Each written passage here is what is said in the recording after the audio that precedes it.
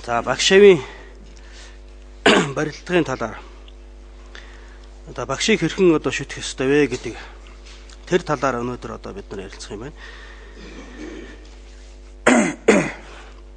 Тэгэхээр манай одоо бурхны шашинд бол багшийн барилдлага гэдэг юм их чухал байдаг юм аа. Ялангуяа одоо их хөлгийн шашин. За тэрэн дундаас энэ одоо нууц тарны номын ёс гэдэг дотор бол багшийн барилдлага одоо маш чухал байдаг тийм. За тиймээс бол ямар одоо багшид шав арах хэвээр юм, ямар багшаар одоо ном хөтлүүлэх хэвээр юм. Тийм ээ. За ном хөтлүүлж буй шав хүн өөрөө ямар байх хэвээр юм бэ? За тэгээд тэр одоо гэх мэтийн байдлаар бол тодорхой бурхан шашны одоо номыг яг бүрэн гүйцэд заах багшийн бас нэг хэм хэмжүүр гэж байна. Багшийн бэлэг чанар гэж ярьдаг тийм. Багшийн одоо хэм хэмжүүр. За тэгээд түүнийг одоо ёслон одоо шүтээд жинхэнэ тэр их хөлгийн номыг бүрэн гүйцэд заалгах, түүнийг хүлээж авах хэмжээнд хүртсэн шавийн бас нэг хэм хэмжүүр гэж бас байдаг. Тэгээд яг тийм шав хүн одоо үнэхэрийн бэлэг чанар төгөлдөр тийм багшийг хэрхэн яаж одоо шүтэх ёстой юм? Тийм ээ. Тэгээд шүтсний тус эрдэм буюу ач тус нь юу юм? Шүтээгүй алдаа гэмн одоо юу байдаг юм бэ гэсэн нэг ийм хэдэн хэсэгт бол юуны одоо багшийн барилдлага гэдэг бол багтдгийг. Тэгэхээр хамгийн нэгдүгээрт бол багш хүн одоо ямар байх ёстой вэ гэдэг тухай бол яригддаг л да. За тэгээд багшийн бэлэг чанар бол ер нь янз янз байдаг. Юунда Вена ёсонд бол бас ийм байх ёстой гэсэн. За Вена ёс гэдэг нь ерөнхийдөө баг хөлгөн луга нийтийн ёс гэсэн. Их баг хөлгөн хоёрын одоо нийтийн ёсонд бол багш хүн одоо ямар бэлэг чанарыг бүрдүүлсэн байх ёстой вэ гэдэг. За дараа нь их хөлгөний одоо судрын ёсонд тийм ээ. Их хөлгөний одоо судар тарин хоёрын нийтлэг ёс буюу судрын ёсонд их хөлгөний зам бүрийг одоо заагч багш хүн ямар байх ёстой вэ гэдэг тухай бас одоо гарсан байдаг. За тэгээд мөн одоо нийт бусын тарны ёсондоо бас багш хүн одоо ямар байх ёстой вэ? За тэгээ энэ тухай мэдих юм бол өнөөдөр бол ийм дэлгэрэнгүй бол одоо ярьж чадахгүй. Тэгээ тэр тухай мэдих юм бол ламын чадвын одоо хөтөлбөр латичин ментер дээр үзэх хэрэгтэй тийм. Яндан жуунай цөлтөм жамцаач Монтанор цогжийн суудан гээд нэг шүлэг ном бол эхний одоо тэр яндан жуунайгийн эхний нэг шүлэг нь бол Вена ёс буюу баг хөдөлгөн луга нийтлэг багшийн бэлэг чанарыг гаргасан байна. Тэгээ дараа нь бол дараагийн одоо нэг шүлэг номоор нь бол судрын ёсны тийм ээ их хөлгөний нийтийн одоо багшийн бэлэг чанарыг гаргадаг. За 3 дахь одоо шүлгээр нь бол нууц тарны одоо номын ёсыг одоо бүрэн гүйц зааж чадах тэр одоо багшийн бэлэг чанарыг гаргасан байдаг юм аа. За тэгээд яг хоо ер нь нийтлэг бодмөрийн зэрэг номонд бол гол нь алийг гаргасан байдаг юм бэ гэхдээ зэрэг бол их хөлгөний нийтийн одоо багшийн бэлэг чанарыг одоо бүрдсэн байдаг. За тэр нь бол тэгээд багшийн бэлэг чанарыг гаргадгийн энэ одоо учир шалтгаан юу юм бэ гэхдээ зэрэг одоо хэн хамаагүй хүнд бол одоо шав арах нь бол зохисгүй юм аа тийм ээ. Ямар ч байсан их хөлгөний одоо зам мөрийг бүрэн гүйцэд зааж чадах. Бүрэн гүйцэд гэдэг дээр бас их бас утга учир байгаа юм л да. Зөвхөн одоо нэгэхэн хэсэг юмыг хэлж өгдөөдий биш. Зөвхөн одоо уншлагч байдаг юм уу? Аль эсвэл зөвхөн нэг чойрын одоо яна юм бич байдаг юм уу? Аль эсвэл нэг жоохон гүрэн дормч байдаг юм уу? Тиймэрхүү юмыг заадаг биш. Яг их хөлгөний зам мөрийг яг анхлан суралцагч хүн эхнээс нь ахгуулад тэгээд яг бүрэн гүйцэд тэр одоо мэдлэгийг өгч чадах. Яг ингээд нэг эхлэл суралцаа тэгээд бурхны хутгийг олохыг хүртлэх бүх зам мөр бол ерөнхийдөө нэг иймэрхүү юм байна да гэсэн бүрэн гүйцэд мэдлэгийг олгож өгөх. Тэгээд бясалгал хийх үед тэр янз бүрийн одоо алдаа дутагдaltaж байдаг юм уу тийм гарахад тэр бүгдийг одоо засаж хэлж өгдөг тийм өвдөс луга төгөлдөр ийм одоо багш хүнийг бол шүтэх хэрэгтэй юм аа гэж. Тэгэхээр тийм багш хүнд бол ямар одоо чанар байдаг ёстой юм бэ гэхээр 10 одоо нэг зүйл байдаг гэж. За тэр нь бол Доде Майдрын гэгэний Доде жам буюу Судраа аймгийн чимэг гэдэг номон дотор шинэн дулва шишин нэршива ёндан лагва зонжойл өнгөж. Дэний даравдуу дагва марахайтан зэвийн дагны жава банлаадан гэсэн тийм үг байна. Энэ юу ихтэй зүгэл буйны садан гэж ямар хүнийг хэлэх вэ гэхээр хамгийн эхлээд 3 сортгаал төгөлдөр хүнийг хэл. 3 сортгааллууга төгөлдөр байх хэрэгтэй гэж. 3 сортгаалыг эзэмсэн байх хэрэгтэй гэж. 3 сортгаал нь бол хамгийн эхлээд Шагшаабадын сортгаал. 2 дугаарт нь Самаадын сортгаал. 3 дугаарт нь бол бэлгүүний сортгаал гэж. Энэ 3 сортгаалыг зохих хэмжээнд бол эзэмсэн байх хэрэгтэй гэж байна. За энэ бол хамгийн чухал нь. Ерөөсөө энэ 3 бол заавал байх хэрэгтэй.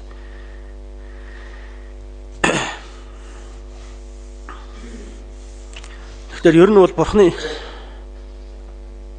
3 сортгаалыг Шагшаабадын сортгаал, Самаадын сортгаал, бэлгүүний сортгаал энэ одоо 3 юм тийм ээ. Тэгээд энэ 3 сортгаал бол заашгүй байх хэрэгтэй гэж байгаа. Яагаад энэ 3 сортгаал байх хэрэгтэй юм бэ гэхдээ зэрэг болоод ер нь бурхны шашны онцлог маань дээр бас бид нэр ярьж байсан тийм ээ. Хамгийн гол нь тотоо сэтгэлийн нисвансыг дарах. Гол бүх одоо зовлонгийн одоо шалтгаан бүх одоо муу бүгдийн язаар бол бидний тотоо сэтгэлд байж байгаа. Энэ нисвансууд юм. Тэгэхээр эдгээр нисвансыг дарах хэрэгтэй гэж. Тэгэхээр нисвансыг тэргүүшгүйгээс бид нар бол сэтгэлийнхаа эрхэнд байсан. Сэтгэл маань бол нисвансын эрхэнд байсан. Эрхэнд ортсон байгаа. Ингээд нэг ёсондоо бид нар бол нисвансын эрхэнд л байна гэсэн үг юм. Бидний хорж байгаа зүйл бол бидний гадна талд биш дотор талд бол ингээд байнгын одоо тэргүүшгүй цагаас өнөө хүртэл байсаар байна гэсэн. Тэгэхээр энэний эрхэнд орохгүй байх. Түүнийг дараханд бол бурхан шашны түүний одоо ерөнтгийг ингэж одоо сэтгэлдээ бий болгох нь бурхан шашны хамгийн гол онцлог. Тийм болохоор нисвансыг дарах хэдэн арга байна уу гэхтэй зэрэг бол ерөнхийдөө 3 арга буюу 3 дестрал байна гэж. Хамгийн эхлээд бол дотоод сэтгэлд шунд хүсэл төрсөн ч гэсэн тэрний эрхээр одоо бие хэлний үйлэнд орохгүй байх нь чухал. Хүнд одоо уур хөдлөхөд бол хамгийн түрүүнд гар нь одоо очиод цохиод авахгүй байх шишээний ч юм уу. Дайл эсвэл одоо шунал төрсөн ч гэсэн тэрний эрхээр элдв янзын бие хэлний муу үйлийг одоо хийхгүй байх шишээний ч юм уу. За энэ бол нисвансын эрхэнд орохгүй байгаагийн нэг хэлбэр юм. Хин нэгэн одоо хажуу талаас чинь бол чи тийм хий гэдэг нэг муу юм хий гэсэн ч гэсэн тэр хүний үгэнд орохгүй байвал бас тэр хүний одоо тэр муу юмд бол автахгүй байна шүү дээ тийм ээ. Яг тэрнтэй одоо төстэй. Гэхдээ зэрэг бол Шагшаабадын сортгаал гэдэг бол ер нь голцоо та ялангуяа одоо Вена ясны тийм ээ одоо гэлэнгийн сахил, гицэл сахил, гинэн сахил энэ төр гэж байж байна. Тэгээд 10 хар нүглийг одоо төвчих энэ төр гэж. Эдгээр бүгд бол ихэнхдээ гол нь юу гэхтэй зэрэг болоод нисвансын эрхээр бол бие хэлний муу үйлэнд орохгүй байх. Бие хэл хоёроор бол муу юмыг одоо боомтолж төвчих. Тэгээд сэтгэлдээрээ ч гэсэн дотор нисванс төрсөн ч гэсэн түүнийг үргэлжлүүлээд одоо ингээд одоо хорлох сэтгэлийг бодоод байдгүй, хомхой сэтгэлийг бодоод байхгүй, шунал төрөнгөт тэрнийхээ эрхэнд ороод тэр юмыг одоо авах юмсан гэсэн хомхой сэтгэлийн эрхэнд ороод ингээд яваад байхгүй. Уур төрсөн ч гэсэн тэрний эрхэнд ороод хорлох сэтгэлийг үргэлжлүүлээд ингээд одоо бодоод бясалгаад яваад байхгүй. Даа нэг буруу үзэл төрсөн ч гэсэн тэрний эрхээр бол буруу үзлийг ингээд дадуулаад байхгүй жишээний ч юм уу. Иймэрхүү байдаг. Тэгээ нисванс бол тэргүүшгүйгээс бидэнд татцсан учраас бол өөрөө ирэхгүй аяндаа л төрнө. Тийм ээ уур, шунал энэ төр гэдгийг бол бид нэг хүчлэх хэрэггүй хараа аяндаа л төрж байдаг. Гэвч тэрний эрхээр бол ингээд муу үйл хийгээд байхгүй, цааш нь түүнийг одоо бодоод байхгүй. Ийм юм. Ингээд тэрийг төвчж байгааг бол юу гэхтэй зэрэг бол Шагшаабадын сортгаал гэж хэлдэг. Тэгэхээр Шагшаабадын сортгаал гэдэг бол ямар ч байсан нисвансын эрхэнд орж бие хэл сэтгэлийн одоо муу үйлэнд бол орохгүй байхын одоо нэг арга юм. За хоёрдугаарт нь бол тэрнээс илүүтэйгээр бас тэр цаанаас аяндаа төрөөд байгаа нисвансыг бас төрөхгүй болгож одоо болох уу гэвэл бас төр хугацаагаар ч гэсэн төрөхгүй болгож ингээд дарж болдго юм. Жишээлх юм бол самаадын бяцлаглыг хийх юм бол түүнийг дарж болно гэж. За бид бол хүсэлт орны одоо амьтд юм. Хүсэлт орны одоо ертөнцийн одоо бид болоод ихэнхдээ гадна талын одоо юмд шунж хүслийн 5 одоо эрдэм гэдэг цонж тийм ээ нэгээс нь дүрс дуу үнэр амт хүрэлцэхгүй гэсэн энэ 5 зүйлд одоо мэдрөхийн 5 эрхтнэрээ энэ 5 зүйлд бол цацарч тэдгээр шунаж заримд нь одоо уурлаж зарим нь муухай байна гэж мэдэрч таагүйцэж зарим нь бол сайхан байна гэж мэдэж тэрэнд одоо татагдж ингэж бол шунж янз бүрийн одоо нисвансууд бол төрөх юм бас нэг шалтгаан болж идэг. Тийм учраас бол эдгээрт одоо шунохгүй байх хэрэгтэй. Одоо эдгээр шунахгүй байхын гол арга нь юу гэхтэй зэрэг бол дотоод сэтгэлийн бясалгал хийх. Яагаад гэвэл бидэнд байж байгаа ямар нэгэн амар амгалан бол бүгд гадны зүйлээс шалтгаалan ирдэг амар амгалан байдаг юм аа. Тийм ээ. Жишээлх юм бол сайхан дуу сонсоод нэг сэтгэл санаа тайвшрахч байдаг юм уу? Сайхан хоол идээд өлсөхийн зовлон байхгүй болоод ингээд байж явах байдаг юм уу? Юмны амтыг таашаага тэгээд нэг амар амгалантай байж явах шинэ ч юм уу? Аль эсвэл хүрэлцэхгүй ирэхээр бол бас нэг жоохон амар амгалан авч байдаг ч юм уу? Гэх мэтийн ер нь хүсэлт орны амьтдын амьтанд байдаг амгалангууд дандаа гадны зүйлээ шалтгаалж байдаг. Сайхан дулаахан байж байтал гинт хүйтэн болоод гал нь унтраад тэгээд хүйтэн болчих юм бол нөгөө нэг сайхан дулаахан байж бас амгалан чинь ингээд гадны шалтгаанаар ингээд байхгүй болчих шинэ ч юм уу. Хоолнд идчихэд нэг аваа явж байтал хэсэг хугацааны дараа нөгөө хоолн шингээд ингээд өлсөд ирэхтэй зэрэг бол нөгөө гадны шалтгаан байхгүй болчихтой зэрэг л өлсөхийн зовлон дээр үүдэх ч юм уу. Гэх мэтийн байдлаар бол ерөөсөө энэ яг дотоод сэтгэлийн юм биш гадна талаас бүр хамгийн доод тал нь бол өөрийнхөө биеийн дээрээ тулгуурсан тийм л амгаланг бид нар бол амж байдаг. Түүнээс яг жинхэнэ дотоодын амар амгалан мэдэрч чаддаггүй тийм юм. Тэгвэл зэрэг эдгээрийн эсрэг юу хийх хөөхтэй зэрэг самади бясалгалыг бүтээгээд самади бясалгалын үр дүнд дотоодынхаа амар амгаланг олно. Тэр амар амгалан бол жинхэнэ гадны юунаас шалтгаалахгүй зөвхөн өөрийн дотоод сэтгэлд байгаа. Тэгээд тэр бол бидний одоогийн гадны эд зүйлсээс шалтгаал мэдрэхүйн тав хэрэгтнэр авдаг. Тэр таашаал тэр нэг амар амгалангаас бол хамаагүй илүү тийм зүйл юм. Тийм учраас бол урдын бясалгаачин дээдсүүд бол хичнээн уул хатанд ингээд ертөнцийн энэ хуруу үмэнээс дайжаад ангижраад уул хатанд очиод тэгээд бясалгал бүтээл хийгээд тэгээд хичнээн хоол ундаггүй түлээ түшгүй ийм байгаа юм шиг боловч дотоод сэтгэлд амар амгалан голцсон учраас бол маш их аз жаргалтай байж байсан тэрэн шиг. Тэгэхээр яг тэр самади бясалгалыг хийгээд дээд дүрст болон дүрсгүй орны төвшингийн тийм сэтгэлийг өөрийнхөө дотор бий болгож чадах юм бол хүсэлт орны нисвансууд бол тэр бясалгал хязээд оройтон тэрийг хүртэл бол төрөхгүй гэж байна. Цаанаасаа гарч ирэхгүй. Тийм учраас бол энэ самади бясалгал гэдэг бол нисвансыг төр хэсэг хугацаанд ч гэсэн байхгүй болгохын ийм ерөнтөг. За тэгээд дээрэс нь бүр энэ нисвансыг бүрэн язаар оронд байхгүй болгоё гэвэл юу бяцлах хэрэгтэй гэхдээ зэрэг хоосон чанарыг бяцлах хэрэгтэй юм. Мөнх усыг бяцлах хэрэгтэй, дөрвөн үннийг бяцлах хэрэгтэй. Гэх мэтийн үнэнхүй утгуудыг мөнх бус тэргүүтэй, мөнх усаар бус болон тэрнээс цаашаага гүнзгийрээд бодгаалын бие үгүй, номын бие үгүй, хоосон чанар тэргүүтэй, шүтэн барилга тэргүүтэй энэ гүн гүнзгий утгуудыг бяцлагаж жинхэнэ нисвансын уг язаарыг нь бол дарах хэрэгтэй. Тэгэх юм бол нисвансаас бүрэн ангижирч чадна. Тэр үед бол жинхэнэ төгс амар амгаланд хүрч чадна гэж ингэж байна. Тийм учраас энэ гурван суртгаалнууд бол гурвуулаа нисвансыг дарах юм бол хамгийн эхний ийм гурван арга юм тийм ээ. Өвчтөе үнд анхан шатны тусламж үзүүлнэ гэж байдаг шүү дээ тийм ээ. Хамгийн түрүүнд бол цус алдаад байвал цусын тогтоох шинэ ч юм уу. Тэрэн шиг хамгийн эхлээд нисванс төрөөд байвал түүнийг бол төрч чадахгүй яг ингээд нэг бие хэлний үйл рүү оруулахгүй ингээд боомтлохч байдаг юм. Тэгээ дараагийн үе шатанд бол түүнийг өвчнийг намдаах байдаг юм уу. Тэр нь бол нөгөө нисвансыг төрж гисэн гарч ирэхгүй болгох жишээ нь. Тэгээд зүйлд нь бүрэн эмчилгээгээ хийгээд нөгөө өвчнийг бүрэн байхгүй болгодог шиг бэлгүүний суртгаалыг бяцлагаад тэгээд тэр нисвансын өвчнийг бол бүрэн байхгүй болгодог. Тэрхүү маягийн тиймэрхүү юм. Тийм учраас үнэхэрийн их хөлөгний буйны садан болъё гэж байгаа хүн тийм ээ.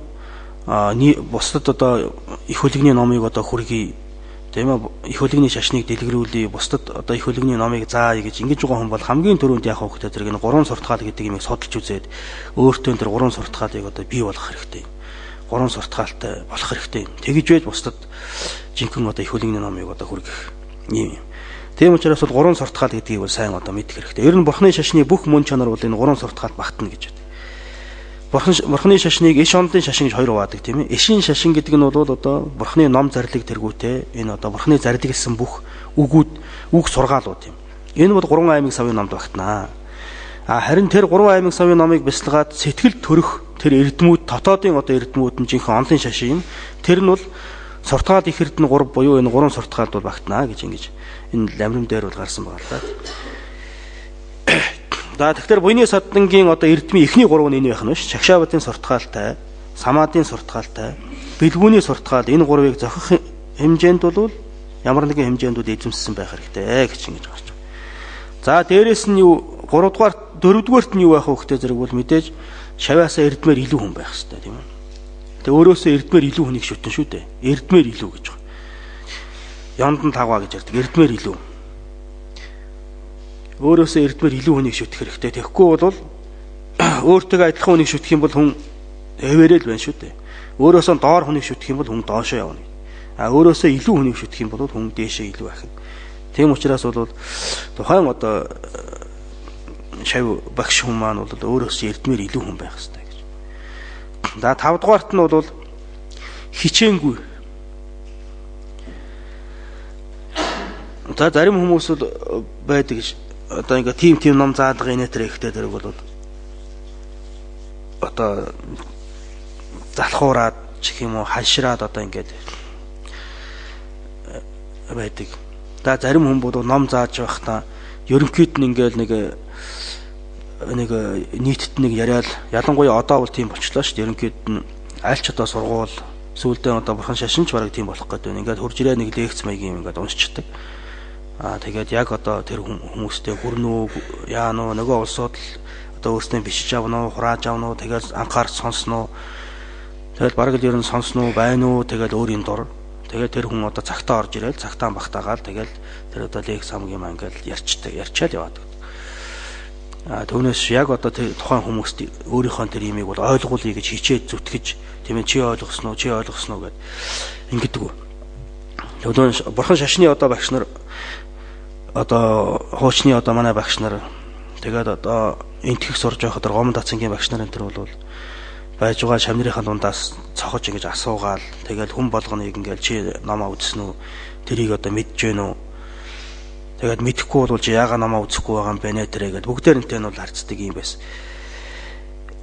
Тэгэхээр тиймэрхүү одоо тийм хичээнгүй ийм эрдэм бол бас бусдад туслахын бас нэг одоо гишүү юм аа. Бусдад туслахын бас нэг одоо янлаг гэж ярьдаг тийм ээ. Бусдад туслахын бас нэг одоо арга юм.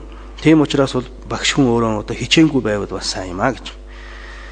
За 6 дугаарт нь бол ишээр баялаг гэж байдаг. Ишээр баялаг гэдэг нь бол юу гэсэн үг вэ гэхээр бурхны олон сургаал номлолын утгыг мэддэг.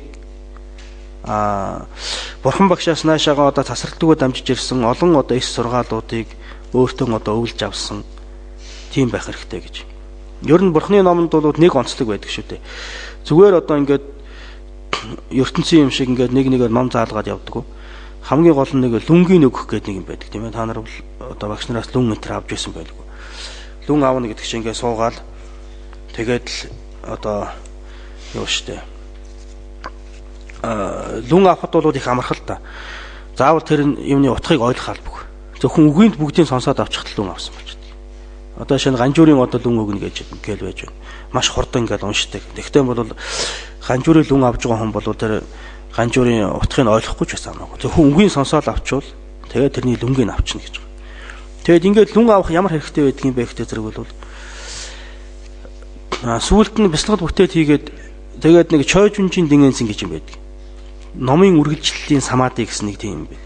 Тэр эрдмийг олохтой зэрэг болвол урд нь лүн авч байсан бүх одоо номуудаа тэр хүн одоо яачдаг. Бүх номынхаа утгыг бол аяндаа одоо ойлгодог гэж байна. Сүүлд. Гэх мэтийн тийм одоо тус эрдэнтэй. Тэгээд лүнгийг нь бол ингээд авч байх хэрэгтэй. Тэгээд олон тийм одоо номын лүн авсан тийм одоо багш байвал бас сайн юм аа гэж. Зүгээр нэг одоо утгыг мэддэг төдий биш. Бас лүн хөтөлбөр тэргүүтийн одоо хүртсэн тийм хүн байвал сайн юм гэж. За 7 дугаарт нь бол тэр ямагтыг машид онсон гэж байгаа. Тэр ямагтыг машид онсон гэдгийг тэр ямагт гэж юу хэлээд байна вэ гэхээр хоёр янзын одоо номлол байдаг. Нэгдүгээрт нь бол тэр ямагт гэж хоосон чанарыг хэлж байгаа маа гэд.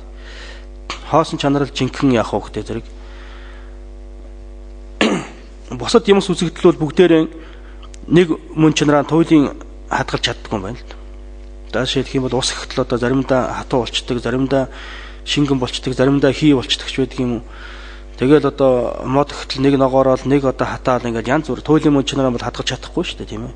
Одоо ингээд энэ ширээ сандлагч ингээд байж байна, хэсэг хугацааны дараа эвдрээд очдөг ч юм уу. Ганцхан яах вэ гэхээр зэрэг туйлын мөн чанараа хизээч хувиршгүй хадгалж байдаг юм бол хоосон чанар байдаг. Тийм учраас хоосон чанарыг бол дэнэт буюу тэр ямагт гэж хэлдэг. Тэгэхээр хоосон чанарыг мэдсэн тийм багш бай сайн юм аа гэж. Багш хүн хоосон чанарыг мэдсэн байв сайн. За зарим хүн тэр ямагт гэж юу хэлээд байна вэ гэхээр зэрэг заавал хоосон чанар байх албагүй. Одоо жишээлх юм бол ламирм одоо заадах гэж байгаа бол тэр хүн тэр ямагт буюу тэр ламирм тэр ямагтынхаа утгыг мэдсэн байх хэрэгтэй гэж. Тэр ламирм гэдэг номныхаа утгыг мэдсэн байх хэрэгтэй гэсэн үг юм аа. Гэж ингэж тайлбарладаг. За альваар нь ч байсан болох юм. Тийм ээ, ямар ч байсан ямар нэгэн ном заах гэж байгаа бол тэр номынхаа утгыг тухайн хүн заавал мэдсэн, утгыг мэддэг хүнээр заалгасан дээр шүү дээ, тийм ээ. Тэгээд дээрэс нь хоосон чанарыг мэдсэн байвал бүр сайн гэж. За 7, 8 дугаарт нь бол өгүүлэгтэй мэрэгэн гэж. За өгүүлэгтэй мэрэгэн гэдэг нь өнөөгийн хэлэнд бол юу гэхтэй зэрэг бол заах арга сайтай л гэсэн үг. Заах арга муутай бол бас хүнд юм ойлгох хэцүү шүү дээ, тийм ээ. Заах арга сайтай тийм. Бусдад одоо юмыг амархан ойлгуулдаг, үлгэр жишээ ярьдаг ч юм уу. За ямар нэгэн одоо бусд юмтай харьцуулдаг ч юм уу. Аль эсвэл утгын тайлбарлаад өшөө одоо өөр номтой ингэж холбож харьцуулдаг ч байдаг юм уу. Ямар нэгэн байдлаар бол одоо тухайн юмны утгыг их сайхан хүнд одоо уран аргаар ойлгуулдаг тийм байх хэрэгтэй гэж өгүүлэгтэй мэрэгэн буюу заах аргачлалтай байх хэрэгтэй юм аа гэсэн. За 9-дүгээрт нь бол одоо нэгүүлсэнгүй сэтгэлтэй байдаг. Нэгүүлсэнгүй сэтгэлтэй байх хэрэгтэй. Их хөлөгний багш хүн бол заавал нэгүүлсэнгүй сэтгэлтэй байх хэрэгтэй. Бусдад нэгүүлсэнгүйгээр одоо ном заана гэхээс биш. За намайг одоо мундаг номтой хүн гэж хэлэх болооч гэдэг юм уу.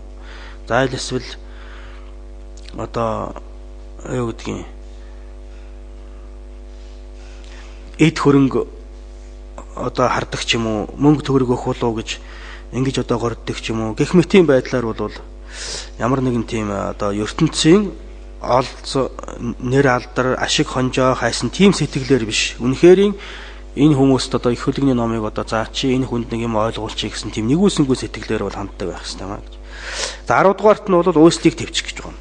Үйлслийг төвчнө. Үйлсэл гэдэг чинь бол юу хэлээд байна вэ гэхээр зэрэг одоо олон хүнд одоо ном зааж явах үед бол янз бүрийн одоо ааш араншинтай хүмүүс байж байна. Зарим хүн одоо номоо үзэхгүй байна. Зарим нь хичээлдээ суухгүй яваад байна. Зарим хүн бол өөдөөс янз бүрийн юм одоо мушиг сорж асуугаад байдаг ч юм уу. Тиймэрхүү үед бол зарим хүн одоо ууралж байх тохиолдлыг хардаг. За зарим нь бол за боли энэ хүнд ном заагаа хэрэггүй юм байна. Хайдаг ч юм уу. Гэх мэт тиймэрхүү маягтай биш. Үнэхээр л одоо нэг тэр ном заалгаж байгаа шавнырын зүгээс ямар ч үйл явдал гарч ирсэн тэрэнд бол уустдаггүй, хаширдаггүй нэг тиймэрхүү одоо нэг одооныхоор бол махрон чих юм уу нэг тиймэрхүү байх хэрэгтэй гэсэн. Нэг ийм 10 зүйл байж байгаа. Энэ 10 зүйлийг бол эзэмсэн байх хэрэгтэй гэх. За тэгээд энэ 10 зүйлийг яг бүрэн эзэмссэн тийм одоо багш одоо байна уу гэдэг ингээ хайгаа явах юм бол тийм ээ өнөөгийн цөмөн цагч одоо олдоход бэрхтээ болно шүү дээ тийм ээ. Тийм одоо багш нар бол ховор юм. Тэгвэл зэрэг хамгийн доод нь ямар байх хэрэгтэй юм бэ гэхээр зэрэг 5 зүйл байвал сайн гэж. Нэгдүгээрт бол заавал нөгөө 3 суртгаал чинь суртгаалын аль нэг хэмжээгээр заавал байх хэрэгтэй. Тэгээд 4-дүгээрт нь дээрээс нь нэгүүлсэнгүй сэтгэлтэй байх хэрэгтэй маа их хөлөгний багш юм гэдэг. За тэгээд төгсгөлд нь сүүлийнх нь юу гэхтэй зэрэг бол тэр нөгөө тухайн одоо заах гэж байгаа номныхаа утгыг одоо мэдтсэн тийм л хүн байх хэрэгтэй маа. Энэ 5 байх юм бол тэгээд бараг болчихно доо гэж. Уг нь бол энэ 10 байвал 10 байвал бүр сайн юм. За тэгээд заах арга маргагүй ч байсан хамаагүй. За заримдаа ууралдаг, загиндаг ч байсан яах вэ? Тэгээд хамгийн гол нь яах вэ гэхээр тэр 3 суртгаалтай. Тэгээд дээрээс нэгүүлсэнгүй сэтгэлтэй. Тэгээд тухайн одоо номныхаа утгыг л мэдчил байвал тэгээд одоо бараг энэ 5 бол доод тал нь байх хэрэгтэй гэж. Ийм 5 эрдэм байх юм бол тэр хүн заавал одоо туслана гэж ингэж одоо гарсан байна. За тэгээ буйны садан гэдэг бол ерөнхийдөө ийм хүн байна да. Түүнээс бол арь хамаагүй одоо мундаг мэрэгэн хүн ингэнлээ гэж одоо хүмүүс очоод шав ороод ингээл байдаг. багш гэж яваад үүдэг нэг мэргэлдэг хүн гээл аль эсвэл одоо тийм одоо хуйлгаа юм гинтэйг алмондог хоргоо торгон дээл өмссөн чимэг зүйлт зүүцсэн хүмүүсийг дагаал хүмүүс хуйлралдаал яваад үүдэг. Тэгээ хамгийн гол нь одоо их хөлгөний багш шав гэдэг бол одоо юу юм те гол нь ном заасан л ном зааж чадах тийм ээ. Бидний сэтгэлд бол дээдийн номыг одоо ойлгуулж чадах, биднийг сайн зам мөрд одоо хөтлөх тийм л хүн байх хэрэгтэй. Түүнээс биш алдсан адууг одоо тэнд явж байгааг хэлээд өгчдөг ч юм уу. Аль эсвэл нэг ажил үйлс бүтэхгүй яах вэ гэдэг зэрэг нэг ном уншаад өгдөг ч юм уу. Тэр төдийгөр бол яг одоо багш хүн гэх юм бол бас хэцүү юм тийм.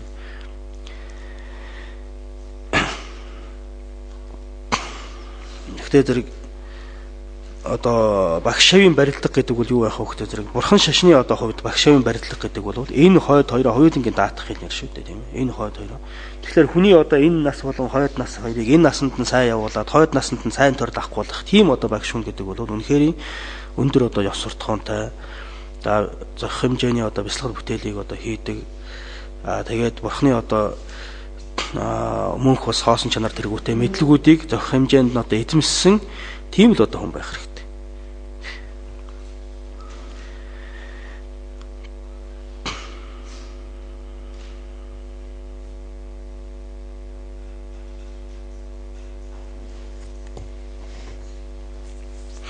Түүнээс янз бүрийн одоо юу гэдгийг тийм ээ зарим хүмүүс бол зөв бэлгийн тулаанд одоо ялсан улсуудыг одоо мундаг хүн байна гэж тэр хүнд одоо шав орохч байдаг юм уу. Тэгэл янз бүрийн жоох ид шид маягийн юм одоо үзүүлдэгч байдаг юм уу. Одоо их мэрэгэл төрүүлдэгч байдаг юм уу. Тийм хүмүүсийг одоо сайн багш байна гэдэг ингээд шав орох жишээний. Тиймэрхүү юмнууд бол одоо амьдрал дээр бол зөндөө байж байгаа шүү дээ. Тийм тэдгээр бол арай л биш юм аа л гэдэг. За ингээд багшийн талаар бол иймэрхүү байна. Тэгэхээр энэ дээр бол юу харж байна вэ гэхээр зэрэг нэгдүгээрт одоо бурхан шашны номын одоо багштай болёо гэвэл эдгээр зүйлүүдийг анхаарч ийм багш мөн үү биш үү гэдгийг ажиглах хэрэгтэй юм байна. Хоёрдугаарт нь та нар өөрсдөө ч гэсэн бусдад ном заая, бусдыг өвлгөний номонд хөтлөе гэх юм бол өөрсдөө бас зохих хэмжээний эдгээрийг одоо эзэмших хэрэгтэй юм байна л гэж. Хоёр талаас. За хоёрдугаарт нь шав хүн бас ямар байх хэрэгтэй юм бэ? За багштаа бид нар шаардлага тавьчлаа тийм ээ. За та нар тийм хүн байх ёстой шүү гэд. Бас нэг багштаа бол бид нарын зохих хэмжээний шаардлага тавилаа шүү дээ. За тэгвэл одоо өөрсдөө бас ямар байх ёстой юм бэ гэж. Тэгэхээр шавийн одоо бэлэг чанар гэдэг дотор бол сүрнэл одон донрова нямбоно жавар шат гэдээ байж байгаа.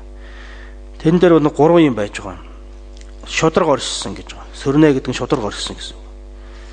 Лоодон гэдэг нь оюун төгөлдөр гэж байгаа. За донор гэдэг нь бол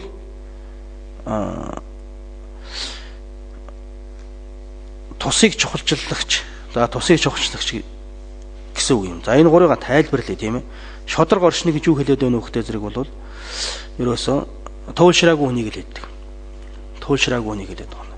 Нэг юмд хэд тууширсан хүн бол яг хөө гэдэг зэрэг нөгөө талд нь хичнээн сайн юм харагдж байсан ч гэсэн түүний одоо сайныг бол олж хардггүй гэдэг.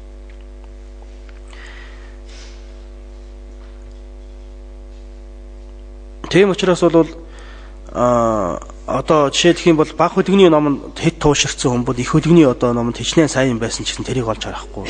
За их хөлгөнийхөө номонд хэд тууширсан хүн бол баг хөлгөний юмд хичнээн сайн юм байсан ч гэсэн тэрийг олж харахгүй жишээ нь юм уу. За зарим хүн тарины номонд хэд тууширчаа судрын номыг одоо басамжлаад доромжлоод байдаг ч юм уу. Зарим нь судрынхаа номонд хэд туушраад тарины номыг одоо ингээд янз бүрээр хэлээд байдаг ч юм уу. Тиймэрхүү юмнууд л олон байдаг. Жишээлх юм бол одоо амдуу гинтэн чой болгоё гэж их одоо сүрхий лам хүн байсан юм л да. 60-аад оны үед бол таалд өгсөн болов. 50-аад оны орчимд энэ тэгэхээр одоо яваад тэр бурхан шашны одоо холбогдлолтой бүх одоо тэр найчин газруудыг бүгдээринг нь бол тодорхойлж өгсөн тэр хүн.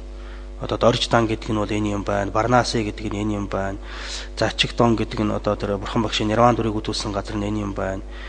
Тэгээд одоо Балдан шаварын агуу бүх юмнуудыг бүгдээрингээр нэг яваад үзээд тэгээд тэндээс төдөн километр одоо вагоноор явах юм бол төдөн цаг явна, машинаар явах юм бол 40 цаг явна, тэр мөрийн бүгдийг гаргаад ингээд нэг ясандаа энтгэх доторх одоо бүх бурхан шашны холбогдлолтой газруудыг бол тодруулж өгсөн.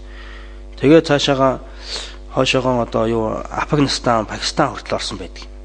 Тэгээд урагшаага одоо Шри-Ланк, Бирм, Тайланд бүх газруудаар явсан тийм. Тэгээд өөрөө ч одоо их мундаг бурхан шашны их боловсралтай. Тэгээд намдал завааг англи хэл рүү хүртэл орчуулсан. Англи хэлийг бол 45 хоногийн дотор үлрээсээ маш яг одоо бүр тийм актив хэмжээнд одоо сурсан энэ гэж ярьдаг юм. Тэгээд тэр хүн юунд Тайландд нэг Шри-Ланкад нэлээд удсан юм гэлээ. Шри-Ланкад бол бараг нэг жил гаруй шахуу байсан гэж. Тэгээд тэр Шри-Ланкийн хэл мэлийн их сайн сурчаад тэгээд Шри-Ланкийн ламнар болохоо пайдын хэл дээр ном уншдаг юм байна л да. Пайдын хэлний тэрийг их сайн сурчгаа тэгээд байж байсан. Тэгсэн чинь Шри-Ланкийн ламнартай одоо танилцж гин. Тэгсэн нэг өдөр Шри-Ланкийн одоо нэг баг хөлгийн лам хурж ирээд танай төвдөд чинь Мэлариава гэж нэг үнэхэрийн номчхон гарсан гэлүү гэж ингэж асууж байна л да. Тэгтэйгэн зэргийн тимээ үнэхээр мэл богдог чинь үнэхээр номчхон гарсан юм шүү. Тэр хүн бол бараг энэ биеэрээ одоо бараг бурхан болж чадсан юм аа гэдгийгсэн. Тэгсэн чинь тийм үү одоо үнэхээр сайхан юм аа. Тэр хүний талаар ярьж өгөөч гэсэн юм байна л да. Тэгээ мэл богдын талаар ярьж гин. Тэгээ Шри-Ланк бол баг хөлгийн шашинтай газар л да. Их хөлгөн бол ерөөсөө дэлгэрээгүй байхгүй. Тарин марин гэж бол бүрч байхгүй. Тэгээд ярьж байгаа тэгээ төгсгөлт нь тэр хүн бол өөрийнх нь одоо багшны юм одоо нууц тарны номыг одоо өндөр эзэмсэн багш байсан. Тэгээд тэр багшаасаа одоо ном аваа. Тэгээд нууц тарны номын ёсоор ороод нэг нас нэг биеэрээ одоо гэгэрсэн хүн юм байгаамаа гэдэг ингээд хэлсэн чинь. Тэгсэн чинь нөгөө хүн чинь царайн сонирн болсноо. Би өнөөдрөөс эхлээд би танай Мэлариавт ямар ч сүжиггүй боллоо гэж яваад гисэн. Тэгээд тэр бол одоо юу харж байна хөхтэй зэрэг. Тэр хүн одоо баг хөлгийн шашинтай хүн. Тэгээд тэрэндээ бол тууширцсан нэгэсэндээ одоо энэ одоо нэг зүгийг барьцсан. Тэгээд их хөлгийн одоо шашин тэр тарны ном гэдэгт бол хичнээн одоо сайн юм байсан чинь тэрийг одоо олж харахгүй тийм байж. Тэгээ өөр нэг жишээ юу гэхтэй зэрэг бол энтхийн одоо эрдэмтэн Уба Дева гэдэг нэг хүн байсан. Энтхийн эрдэмтэн энгийн хүнэлтэй лам биш. Энтхийн эрдэмтэн. Тэгээ тэр хүн бол бас их одоо судалдаг өөрөө бурхны шашинтай. Тэгээ ялангуяа одоо Нагаржуна богд болон одоо Чандрагирди тэргүүтний одоо ном судрыг их судалдаг. Тэгээ тэр хүн юу гэж үздэг вэ гэхтэй тэрийг энэ одоо их хөлгний шашин бол гарцаагүй юм. Энэ бол үнэхэрийн одоо бурхан багшийн айлтвар юм. Үнэхэрийн агуу юм. Энэ одоо Нагаржунан одоо айлцсан тэр хоосон чанар тэгээ тэр одоо бод сэтгэл тэр Чандрагирдигийн одоо тэр уман зүгөө буюу одоо төвд орох уу гэдэг номон доторх тэр хоосон чанар тэр мөрийн тэр бол үнэхэрийн одоо агуу юм гэж ингэж одоо үздэг шүтэн биширдэг. За тэгсэн мөртлөө энэ нууц тарны одоо ном гэдэг бол энэ очир төөлгөн нууц тарны ном гэдэг бол энэ бол бурхны шашин биш ээ. Энэ бол одоо хиндүү өнтертэй одоо холилдсон. Нэгэсэндээ бурхны шашин ингээд бусад хиндүү шашинтай холилдоод ингээд яатсан ийм юм байна. Энэ бол цэвэр бурхан шашин биш гэдэг ингээд нэг шүтдэггүй юм байна. Тэгээ яг хөө тэр эрдэнтэн хүн учраас эрдэн одоо судалгаа шинжтэйгээ хийгээд ингээд явдаг юм байна л да. Нэгтэн бол Нагаржуна, Чандрагирди хоёрт бол үнэхэрийн одоо яадаг одоо сүсгтэй. Тэ. Тэгээ явж байтал Непалийн тэр яг тэр Непал гэсэн баха тийм. Непалийн одоо нутаг дэвсгэрээс ч юм уу энтхийн одоо тэр одоо зүүн талын одоо нутаг дэвсгэрийн тэр хавьяас одоо нэг санскрит хэлээр одоо бичсэн тийм лавнд даваа дав буюу одоо Чандрагирдигийн одоо зохиосон тэр самдын жүдийн нэг одоо тайлбар олтчих. Донсол гэж ном байдаг юм л да төв дээр орчуулагдсан. Самдын жүдийн тайлбар донсол гэж. Нагаржуна богд бол самдын жүдийн одоо самдын бурхны одоо 5 зэрэг гэдэг номыг хийсэн. Тэр 5 зэрэг гэдэг номонд нь түүний шав одоо Чандрагирди тодруулагч зул гэдэг нэртэй тийм тайлбар хийсэн. Тэгээ тэр тайлбар нь санскрит ихээр олдож гин. Тэгээ тэрнийг ингээ харьцуулаад яг лавн тэр Чандрагирдигийн ном мөн бönө биш өнө гэдгийг ингээд яг нэг юуны археологийн аргаар ингээд судлаад шинжилээд тогтоодог юм байна л да. Тэгээ яг тогтоосон чи яг Чандрагирдигийн ном мөн байж гин. Тэгээ тэр хүн сүжиг ороод үгүй энэ тарны ном гэдгийг чинь бол Чандрагирди одоо ингээд хийж байсан юм байна. Тийм ээ. За тэрний одоо багш Нагаржуна богд чи өөрөө бас энэ тарны номыг бясалгаж байсан юм байна. Тэгэхээр энэ одоо нууц тарны ном гэдэг чинь бурхны шашин муу юм байна. Тэгээд эргэлзээгүй болоод итгээд. Тэгэхээр энэ хүн бол жоохон шудраг хүн байна л да бас хэд нэг зүгийг бариагүй.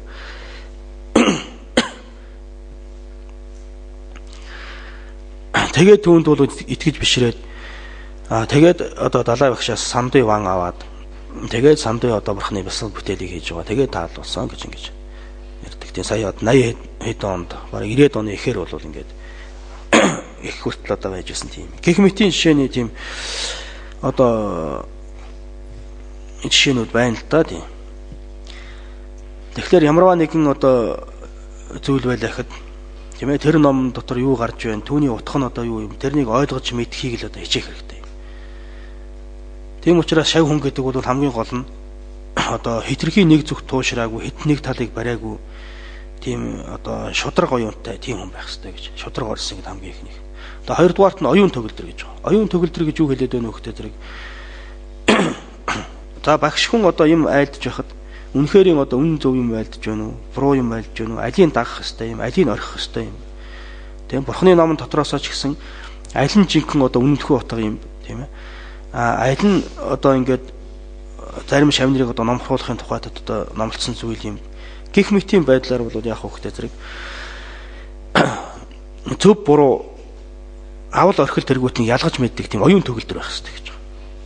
Юм л хэлнэ тийм байна гэл ингээл хүлээн зөвшөөрөд байдаг биш тийм ээ. Өнөөдөр бол зарим хүмүүс бол шашнууд бол хоорондоо ялгаатайг бол ялгаатай тийм ээ. Бурхны шашин, Христийн шашин, лалын шашин энэ хоорондоо ялгаатайг бол ялгаатай. За бөөнөр ялгарч ич байна. Тэдгээр ийм хоорондоо ялгаатай. Гэтэл зарим хүмүүс бол яаж өгөх хөөхтэй зэрэг бол бүх шашин адилхан. Бүгдээрээ л одоо нэг бурхан шүтгч гэдэг юм уу, юу ч гэдэг янз бүрийн байдлаар бол нэг Христийн шашны хүн нэг юм хурж ирээд ярингуут л тийм байна гэдэг ингээд алгаа авсардаг. За нэг бурхан шашны хүн хөрөөд юм ярил бас л тийм байна гэдэг алгаа авсардаг. Нэг бөө хүн тэг инг гэвэл бас л тийм байна гэдэг алгаа авсрах жишээний юм. Тиймэрхүү байдлаар бол хэн юу хэлэн тэр болгоныг бол одоо ямар ч ажиглал шинжилгүйгээр одоо даах нь бол утгагүй юм аа. Тийм учраас бол үнэн тэр хүн одоо үнэн ярьж гэнэ үү, зөв ярьж гэнэ үү? Тийм ээ, ямар утгатай юм ярьж гэнэ. За тэрэн дотроос юуг нь авах юм, юуг нь орхих юм, тэр бүгдийг ялгадаг тийм оюун төгөлдөр байх хэрэгтэй гэж. За 3 дугаарт нь бол тусыг чухалчлагч юм. Тусыг чухалчлагч гэж юу хэлээд байна вэ гэхээр зэрэг үнэхээр одоо бурхны ном болвол ном одоо үзье гэж байгаа хүн болвол одоо бас нэг тийм зоригтой байх хэрэгтэй юм л да. Одоо бурхны номыг одоо зохих хэмжээгээр одоо бяцлах нь бүтээн, хийн, одоо сахин саваарын сахинч гэдэг юм уу. Гэх мэтийн байдлаар бол ямар нэгэн хэмжээнд одоо зориг тавьж одоо нирванд нь одоо хүрэмж гэдэг юм уу, бурхны хотыг олонч гэдэг юм уу, хамаг амьтанд туслахын тулд бод сэтгэлийг одоо үүсгийч гэдэг юм уу.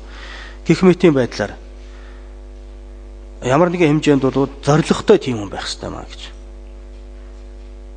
Бурхан шашны одоо номыг үзэж байгаа хүн бол бурхан шашны одоо тоторох тийм зоригтой. 3 янзын зорилгод байгаа шүү дээ. Ер нь бага төрөлхүйтэн, дунд төрөл, их төрөлхүйтэн гэдэг. За бага төрөлхүйтэнгүүд бол яадаг вэ гэхээр зэрэг зөвхөн одоо энэ нас гэдэг бол яг хөө ингээд одоо маш богинохон одоо ийм зүйл юм л да. Харин нэгэнд энэ насанд бол би нэгэнтээ хүний төрлийг олцсон, сайн төрлийг олцсон юм. Харин дараа төрөлдөөд энээс бол доошоо явахгүй ядаж явах дахиад одоо хүний төрлийг олъё. Тэрнээс цаашаагаа одоо бүр сайжрыг гэсэн ийм энэ насыг бол нэг их чухалчилдаггүй. Дараа төрлийг гол нь чухалчилж, дараа төрөлдөө одоо сайн төрлийг авахыг одоо хийжсэн. Тийм одоо нэг бага төрөлхүйтний зориг гэж ярьдаг. Энийг бол ийм зоригтой хүнийг бол бага төрөлхүйтний хүн байна л гэж ингэж үздэг. За дараа нь бол яг хөөхтэй зэрэг зөвхөн дараа төрөлдөө сайн төрлийг авлаач гэсэн одоо орчлонгийн зовлонгоос бүрэн ангижирч чадахгүй юм. Тийм учраас ерөөсөө орчлонгийн зовлонгоос бүр мөсөн одоо ангижирий. Орчлонд хаанч төрсөн бол зовлонгийн мөн чанартай учраас бүгдээрнгээс нь ангижирий. Тэхийн тод орчлонгийн язоор болсон одоо нисвансыг бол бүрэн одоо дараад ингээд нирванд одоо хүрье гэсэн ийм одоо зоригтой хүн байх юм бол үүнийг дунд төрөлхүйтэн гэж үздэг. За тэгэхээр зөвхөн би өөрөө одоо ингээд нисвансыг дараад нирванд хүрээд ингээд нэг сайхан аз жаргал амар амгаланд одоо хөрчлээ ч гэсэн бусад хамаг амьтан бол бас надтай адилхан зовлон дэрвдэж байна. Тийм учраас ганцхан бие төдийгүй ерөөсөө бусад бүх амьтныг одоо зовлон орчлонгийн зовлонтол байж байгаа хамаг амьтныг тэр зовлонгоос нь гэтлэгийг нисванс тэдгээрийн одоо тэдгээрт бол нисвансыг арилгаж нирванд хүрэх тэр арга замыг одоо за хүргэе. Тэдгээрийг бүгдээр ингээд төгс амар амгалан төрдө хүргэе гэд. Ингээд одоо бодож байгаа тийм хүнийг бол их төрөлхүйтэй хүн гэж хэлдэг. Тэгэхээр энэ гурвын аль нэгэн одоо тийм зориг бол заавал байх хэрэгтэй юм а гэж. Тийм одоо шав хүн л үнэхэрийн одоо энэ их хөлөгний номыг бол үзэх хэрэгтэй гэсэн Иймэрхүү маягтай юм. Тэгэхээр шав хүн өөрөө тийм байдаг байх нь тийм ээ. Нэгдүгээрт бол нэг зүгийг хэд одоо бариагүй, алгачаалаагүй шодрог орсон. Хоёрдугаарт нь бол одоо зөв буруу хэрэгтэй хэрэггүйг ялгадаг оюун төгөлдөр тийм ээ. Гуравдугаарт нь бол аль нэгэн одоо хэмжээнд бурхан шашны одоо байдлаар бол аль нэгэн хэмжээнд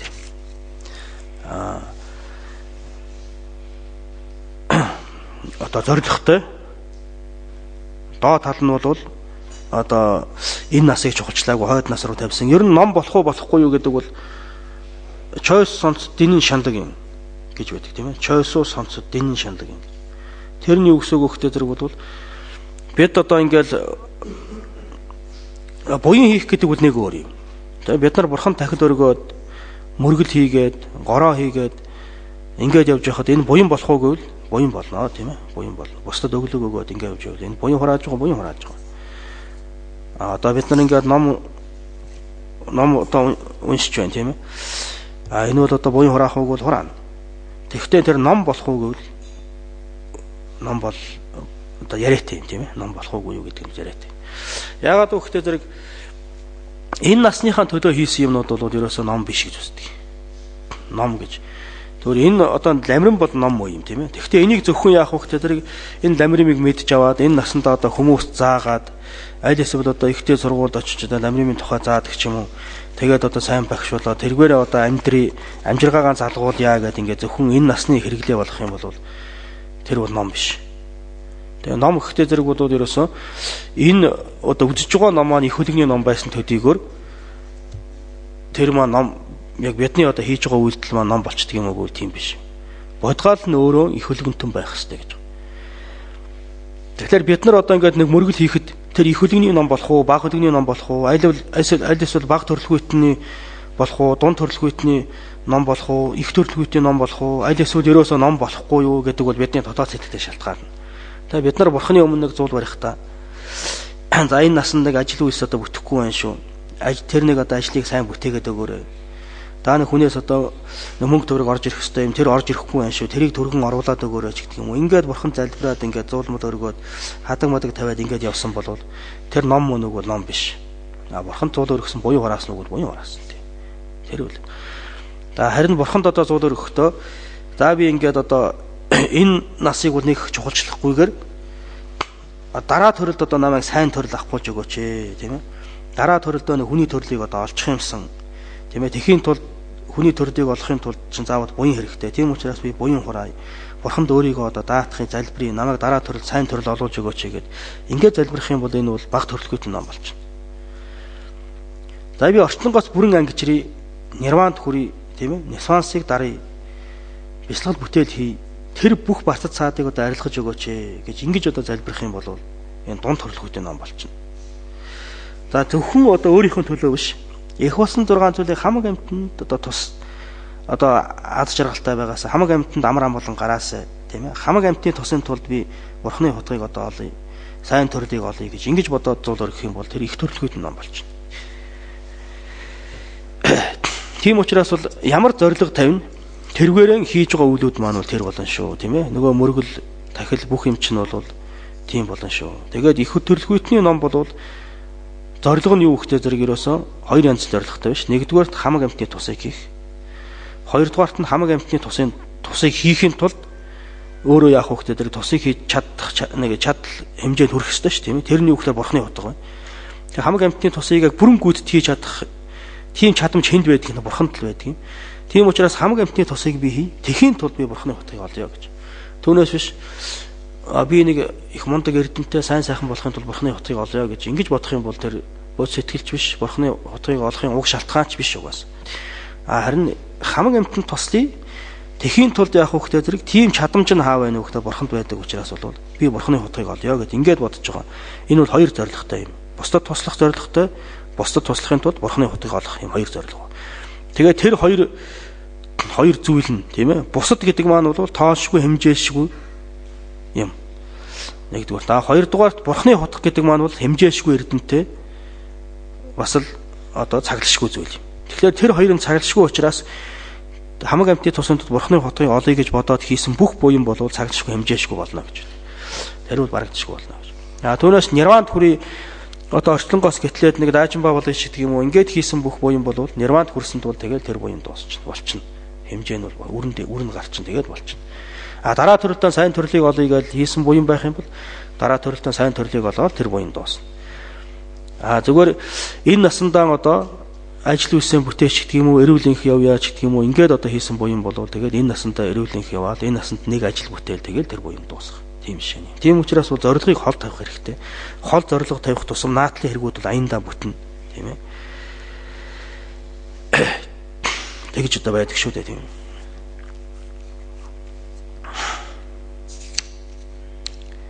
Жишээлх юм бол бид нар одоо Эрдэнэт орё гэд тэгээд гарах юм бол зуур замдаа тэгэл одоо 61-ийн гармаас ахгуулаад тэгээд дархан тэгээд цаашаага одоо хөдөл мөдөл бүгдийн дайраад явчихна шүү дээ. Тийм. Замдаа бүгдээр ингээд н ороод дайраад явчихна. Тэгэхгүйгээр дархан орё гэж бодоод дархан орох хэмжээнд машиндаа одоо бензин хийчих юм бол тэгээд цаашаа дархан ороод тэр чин дуусаад цаашаа Эрдэнэт явж чадахгүй шүү дээ. Тийм. Тиймэрхүү жишээний юм. За буйны саданг шүтсний тус эрдэм юу байдаг вэ гэхтэй зэрэг. За тэрийг номын дагуу одоо хэлчихэ тийм ээ. Хамгийн нэгдүгээрт бурхны хотогт ойртно гэж байгаа. Их хөлгөний буйны саданг шүтснээр их хөлгөний буйны саданг гэдэг маань бол одоо их хөлгөн гэдэг чирээс бол бурхан болох зам мөрийг хэлж байгаа шүү дээ тийм ээ. Бурхан болох зам мөрийг их хөлгөн гэж байна.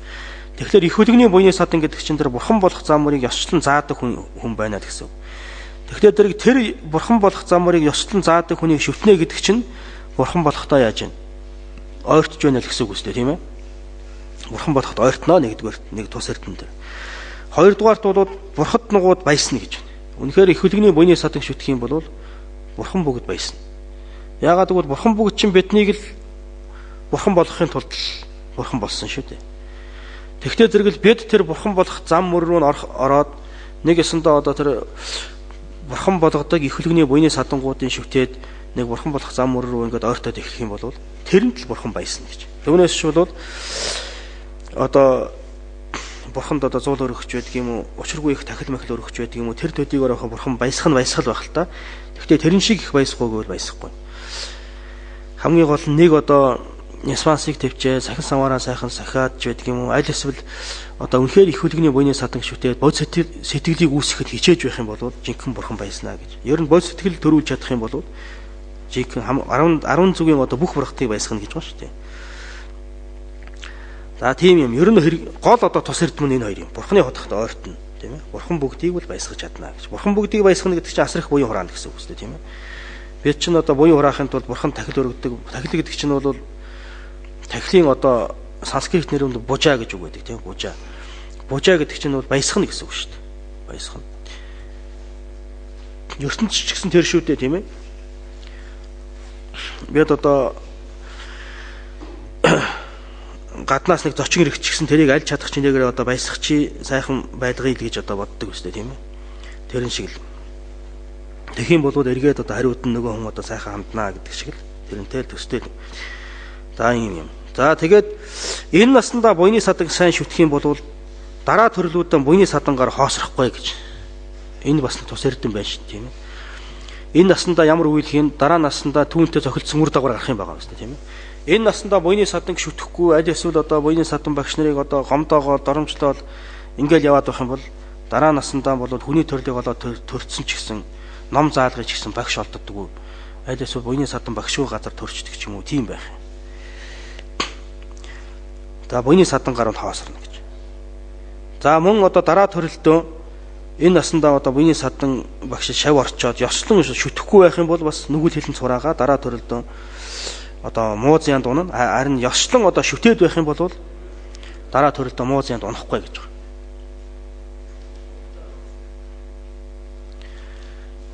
За тэгээд буйны садан багшийг шүтэх юм бол муу үйл болон одоо нисвансаар бол чадагдах бэрхтээ болно гэж. За буйны садан багш нь одоо ийм одоо муу үйл байдаг, ийм нисвансууд байдаг, бүгдийг нь ёслон заагаад өгнө шүү дээ, тийм ээ. Тэгвэл зэрэг бол нисвансын эрхэнд орохгүй болчихно. Муу үеийн одоо эрхэнд орохгүй болчихно.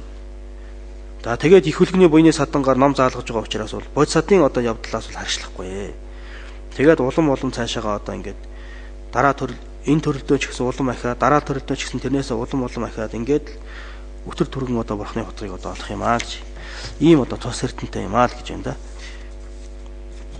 Тэгээд яг ерөнхийдөө энэ дээр бол олон янзын жишээ байдаг. Тийм ээ. За шүтэх ёс нь яаж одоо шүтэх ёстой бэ? За шүтгэхийн тус эрдэм энэ гэж ярьлаа тийм ээ. Шүтээгүй гэмч гэсэн бол маш их байдаг гэж байна. Буйны садан багшийг одоо шүтээгүй гим одоо юу байх вэ? Гэхдээ зэрэг бол ялангуяа нуус тарны одоо номын багш нарт одоо шав орчихоо. Тэгээ тэрийг ёслон одоо шүтээгүй гим юу гэхдээ зэрэг бол ингэж одоо очирван одоо бодсодоо очирван бурхан багшаас асуусан юм байна л да. Тэгээ бурхан багш бол тэрний хариуд бол чи тэрийг одоо яриад хэрэггүй ярих юм бол тэнгэр хүн тэргүүтэй бүх ертөнцийн айн чижилнэ гэж.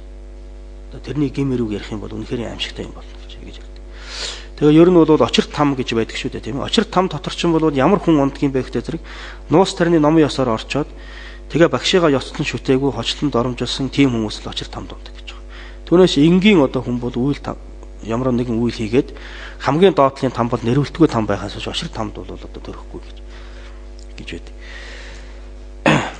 Гэх мэт харин ёсчлон одоо шүтээд нуус тарны номоор ороод тэр багшийг ёслон шүтээд бясалгал бүтээлийн хийгээд тангараг саваарын сахиа явчих юм бол харин машид түргэн очир дэрийн хотгийг олох юм байна. Тэгэхээр очир төлгөн гэдэг чинь тэр шүү дээ. Ер нь яндангаар явж байгаа могоо шиг гэж ярьдаг шүү дээ тийм ээ. Нарийнхан турвааны нөхөр орцсон могоо бол нэг бол тэр нөхөр нь гарна, нэг бол буцаад энэ нөхөр нь гарна. Тэрэн шиг нуус тарны номын ёсоор орчоод тангараг саваар ёслон сахих юм бол дээш яваад очир дэрийн хотгийг олно. Ёслон сахихгүй бол доошоо очир тамд унах. Тэр юм. Тэгээ гол нь одоо юу гэхтэй зэрэг тангараг саваарыг ёслон сахих хэрэгтэй гэж байна. Тэгээ багшийг одоо яаж шитгэх хэрэгтэй вэ гэхтэй зэрэг энэ дээр бол бас мяна ёс тийм ээ. Баг хөдөлгөөн луга нийтлэг их баг хөдөлгөөний одоо нийтийн тэр мяна ёсонд бол юу гэж үздэг вэ гэхтэй зэрэг үнэхэрийн одоо гэлэн саваарыг одоо гэж байгаа тэр багшийг бол бурхан мэд шүтэх хэрэгтэй гэж. Тийм бурхан багшийг яаж хүндлэн яг тэрэн шиг одоо хүндэлж шүтэх хэрэгтэй гэж байдаг. За тэгвэл их хөдөлгөөний ёсонд бол юу гэж үздэг вэ гэхтэй зэрэг бол бурхантай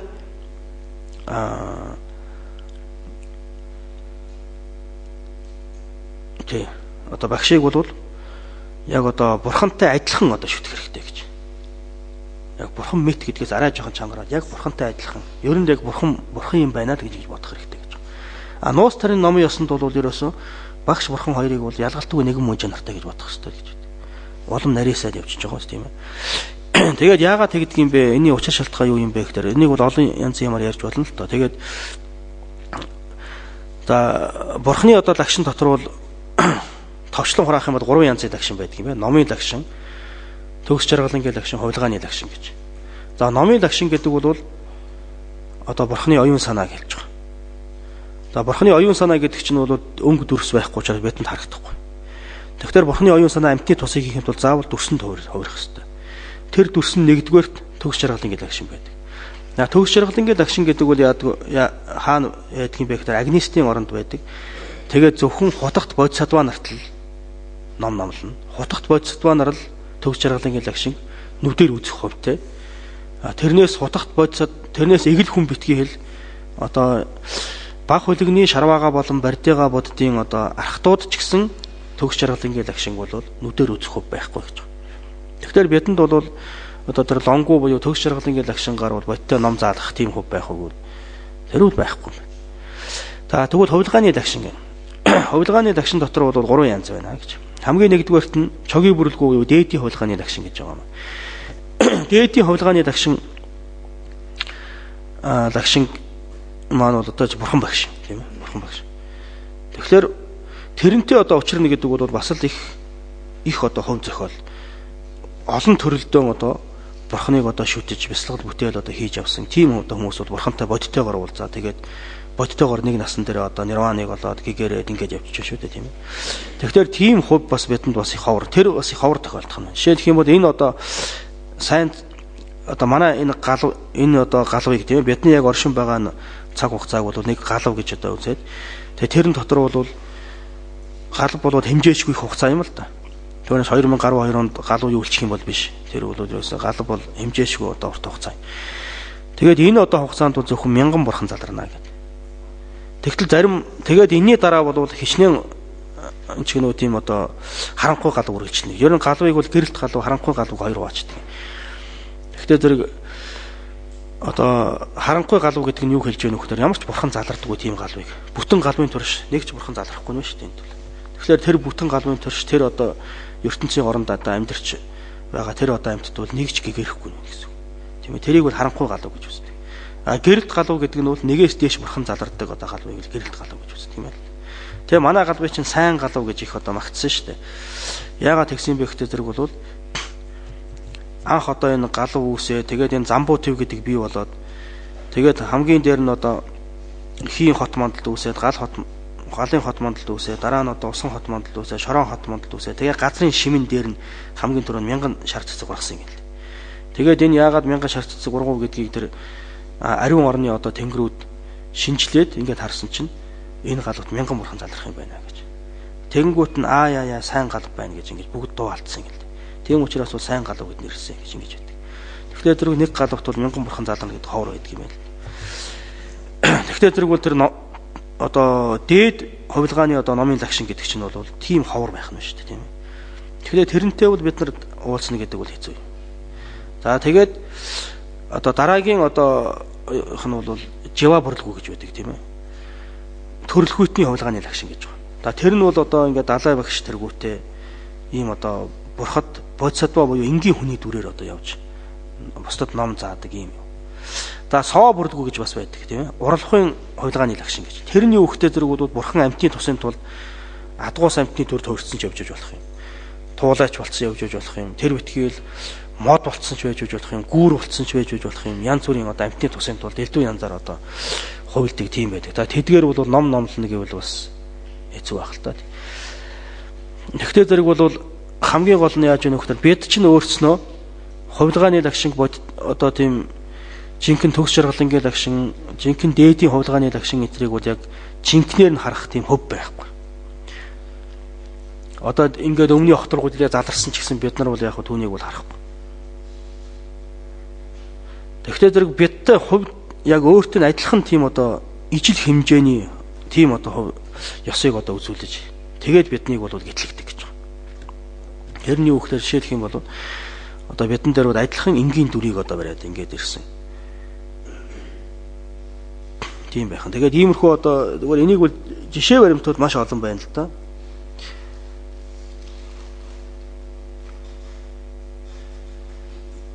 Тэгээд тэр нь бол одоо адгуус амьтны дүрээр одоо явж байсан одоо бурхтууд явж байсан жишээ зөндөө байж байна. Одоо ил хүний дүрээр одоо байж байгаа жишээ зөндөө байж байна.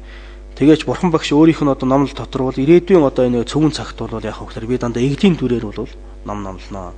Тэр үед бол намайг бол эгэл гэж одоо ингэж басамжилдаггүйгээр бурхан бодтой мөн байна гэд ингээд одоо сүсгэлээд бишрэх юм бол тэр хүнд бурхан бодтой одоо аж чанал орно. Тэгвэл эгэл хүн байна гэж одоо бодох юм бол тэр хүнд эгэл хүний аж чанал орно л гэсэн. Тийм учраас бол багшигаан бол бурхан яг одоо түрүүний хэлдэг тийм ээ.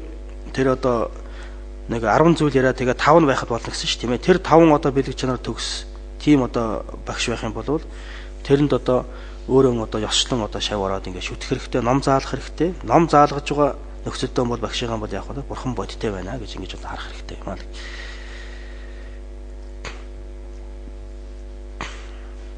Жамбал шалын номонд бол нэг тийм одоо жишээ айлцсан байдаг. Юу хөхтэй зэрэг хэрвээ хүн одоо гүнзгий нөхөнд унтсан хүнийг хүмүүс одоо татж гаргахын гэвэл яад татж гаргах вэ? За олс дээс явуулна үстэй тийм ээ. За энэ олс дээснээс сайн бариад ав. Бүсгийгээрээ уйшигдэг юм уу? Тэгээд аман дээр нөгөө одоо хүмүүс бол татаад гаргах юм үстэй. Тэгж байтал нөгөө одоо ёроолт нь одоо унтсан байж байгаа хүн чинь өө чи одоо олс дээш явуулаад хэрэггүй ерөөсөн чи намайг гараараа татчих аа. Яса би чиний гараар ч татуулмаар байна ерөөсөн. Олс дээш хэрэггүй гэдэг. Ингээд байх юм бол аман дээр нь байж байгаа олсоо чинь татж гарах болцоо байх уу? Байхгүй болно шүү дээ тийм ээ. Яг тэрнтэй адилхан гэж байна. Бид бол орчлонгийн одоо нөхөн дотор унтсан амьтад. За орчлонгоос гэтэлсэн одоо бурхтууд бол биднийг энэ орчлонгийн нөхнөөс бол одоо гаргая гээл ерөөсөө байнгын л тэнд бол нэгүүлсэнгүү сэтгэлээрээ биднийг бол болгоох хостой байж байгаа. За тэгээд хэрхэн яаж одоо авах вэ гэхтэй зэрэг бол нөгөө гүнзгий нөхөн дунтсан хүний гар хичнээн явуулаад хүрэхгүй юм чинь олс дэс явуулна. Яг тэрэн шиг тэр бурхан бүгдийн одоо явуулсан олс дэс бол юу юм бэхтэй зэрэг буйны садан багш юм аа гэж. Буйны садан багшаарсан дамжуулаад биднийг одоо татж гарах юм. Буйны садан багш юм уу? Тэгэхээр тэр буйны сад нөгөө нэг явуулсан олс дэсийг нь сайн барьж аваа тэгээд татж гаргуулдаг. Яг тэрнтэй адилхан буйны садан багшийг л яг одоо ёслон сайн одоо шүтэх хэрэгтэй юм. Тэгхийн бол тэргээрсэн дамжаад бурхан бүгдийн одоо хамаг бурханы ажилтнад дамжиж орж ирээ. Тэгээд бид нар бол аврагдах юм аа. Тэгхгүйгээр ойн буйны садан гэдэг чинь намайг харахад нэг ийг л хүн байх шүү дээ. Нэг ядарсан өвгөн л байж байна. Тэгэхээр энийг бол шүтэх хэрэггүй юм. Жинхэнэ нөгөө биенээс нь гэрэл татсан нөгөө бурханыг шүтнэ гэдээ ингэж байх юм бол багш бурхан хоёрыг хоёр тусад тавьчих юм бол хэзээч гэгэрх одоо боломжгүй бурханы ажилч чанд байх ямар ч боломжгүй гэж. Яг дорж ядуу номон дээр бол байдаг та нар уншаад үз. Олоод уншвал сайн тийм ээ.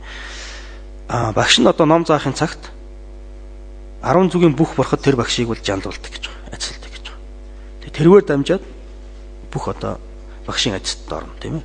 Өнөөдөр бид нар бурхан шүтээ одоо ингээд яагаад ингээд одоо бүтээдэг юм. Гэхдээ зэрэг яг одоо ингээд байж байгаа юм одоо гуйлаар бүтээсэн, юугаар бүтээсэн ийм бурхад байна. Тийм ээ. Эдгээр яг жинхэнэ бурхан муу юм уу гэвэл мэдээж биш л дээ тийм ээ. Одоо бид нар танхаа зурцсан байна. Тэр яг жинхэнэ бурхан мөн үгүй л биш юм. Тэгээ энэ ном ч гэсэн жинхэнэ одоо номын үгийг л үсгэнд буулгацсан болохоос жинхэнэ ном мөн үгүй л бас биш юм тийм ээ. Тэгэхдээ энэ бурхтыг тийм ээ эдгээр номыг жинхэнэ ном мөн байна, жинхэнэ бурхан мөн байна гэж сүсгэлээд бишрэх юм бол түүгээр дамжаад бурханы ажилтнад орж ирдэг.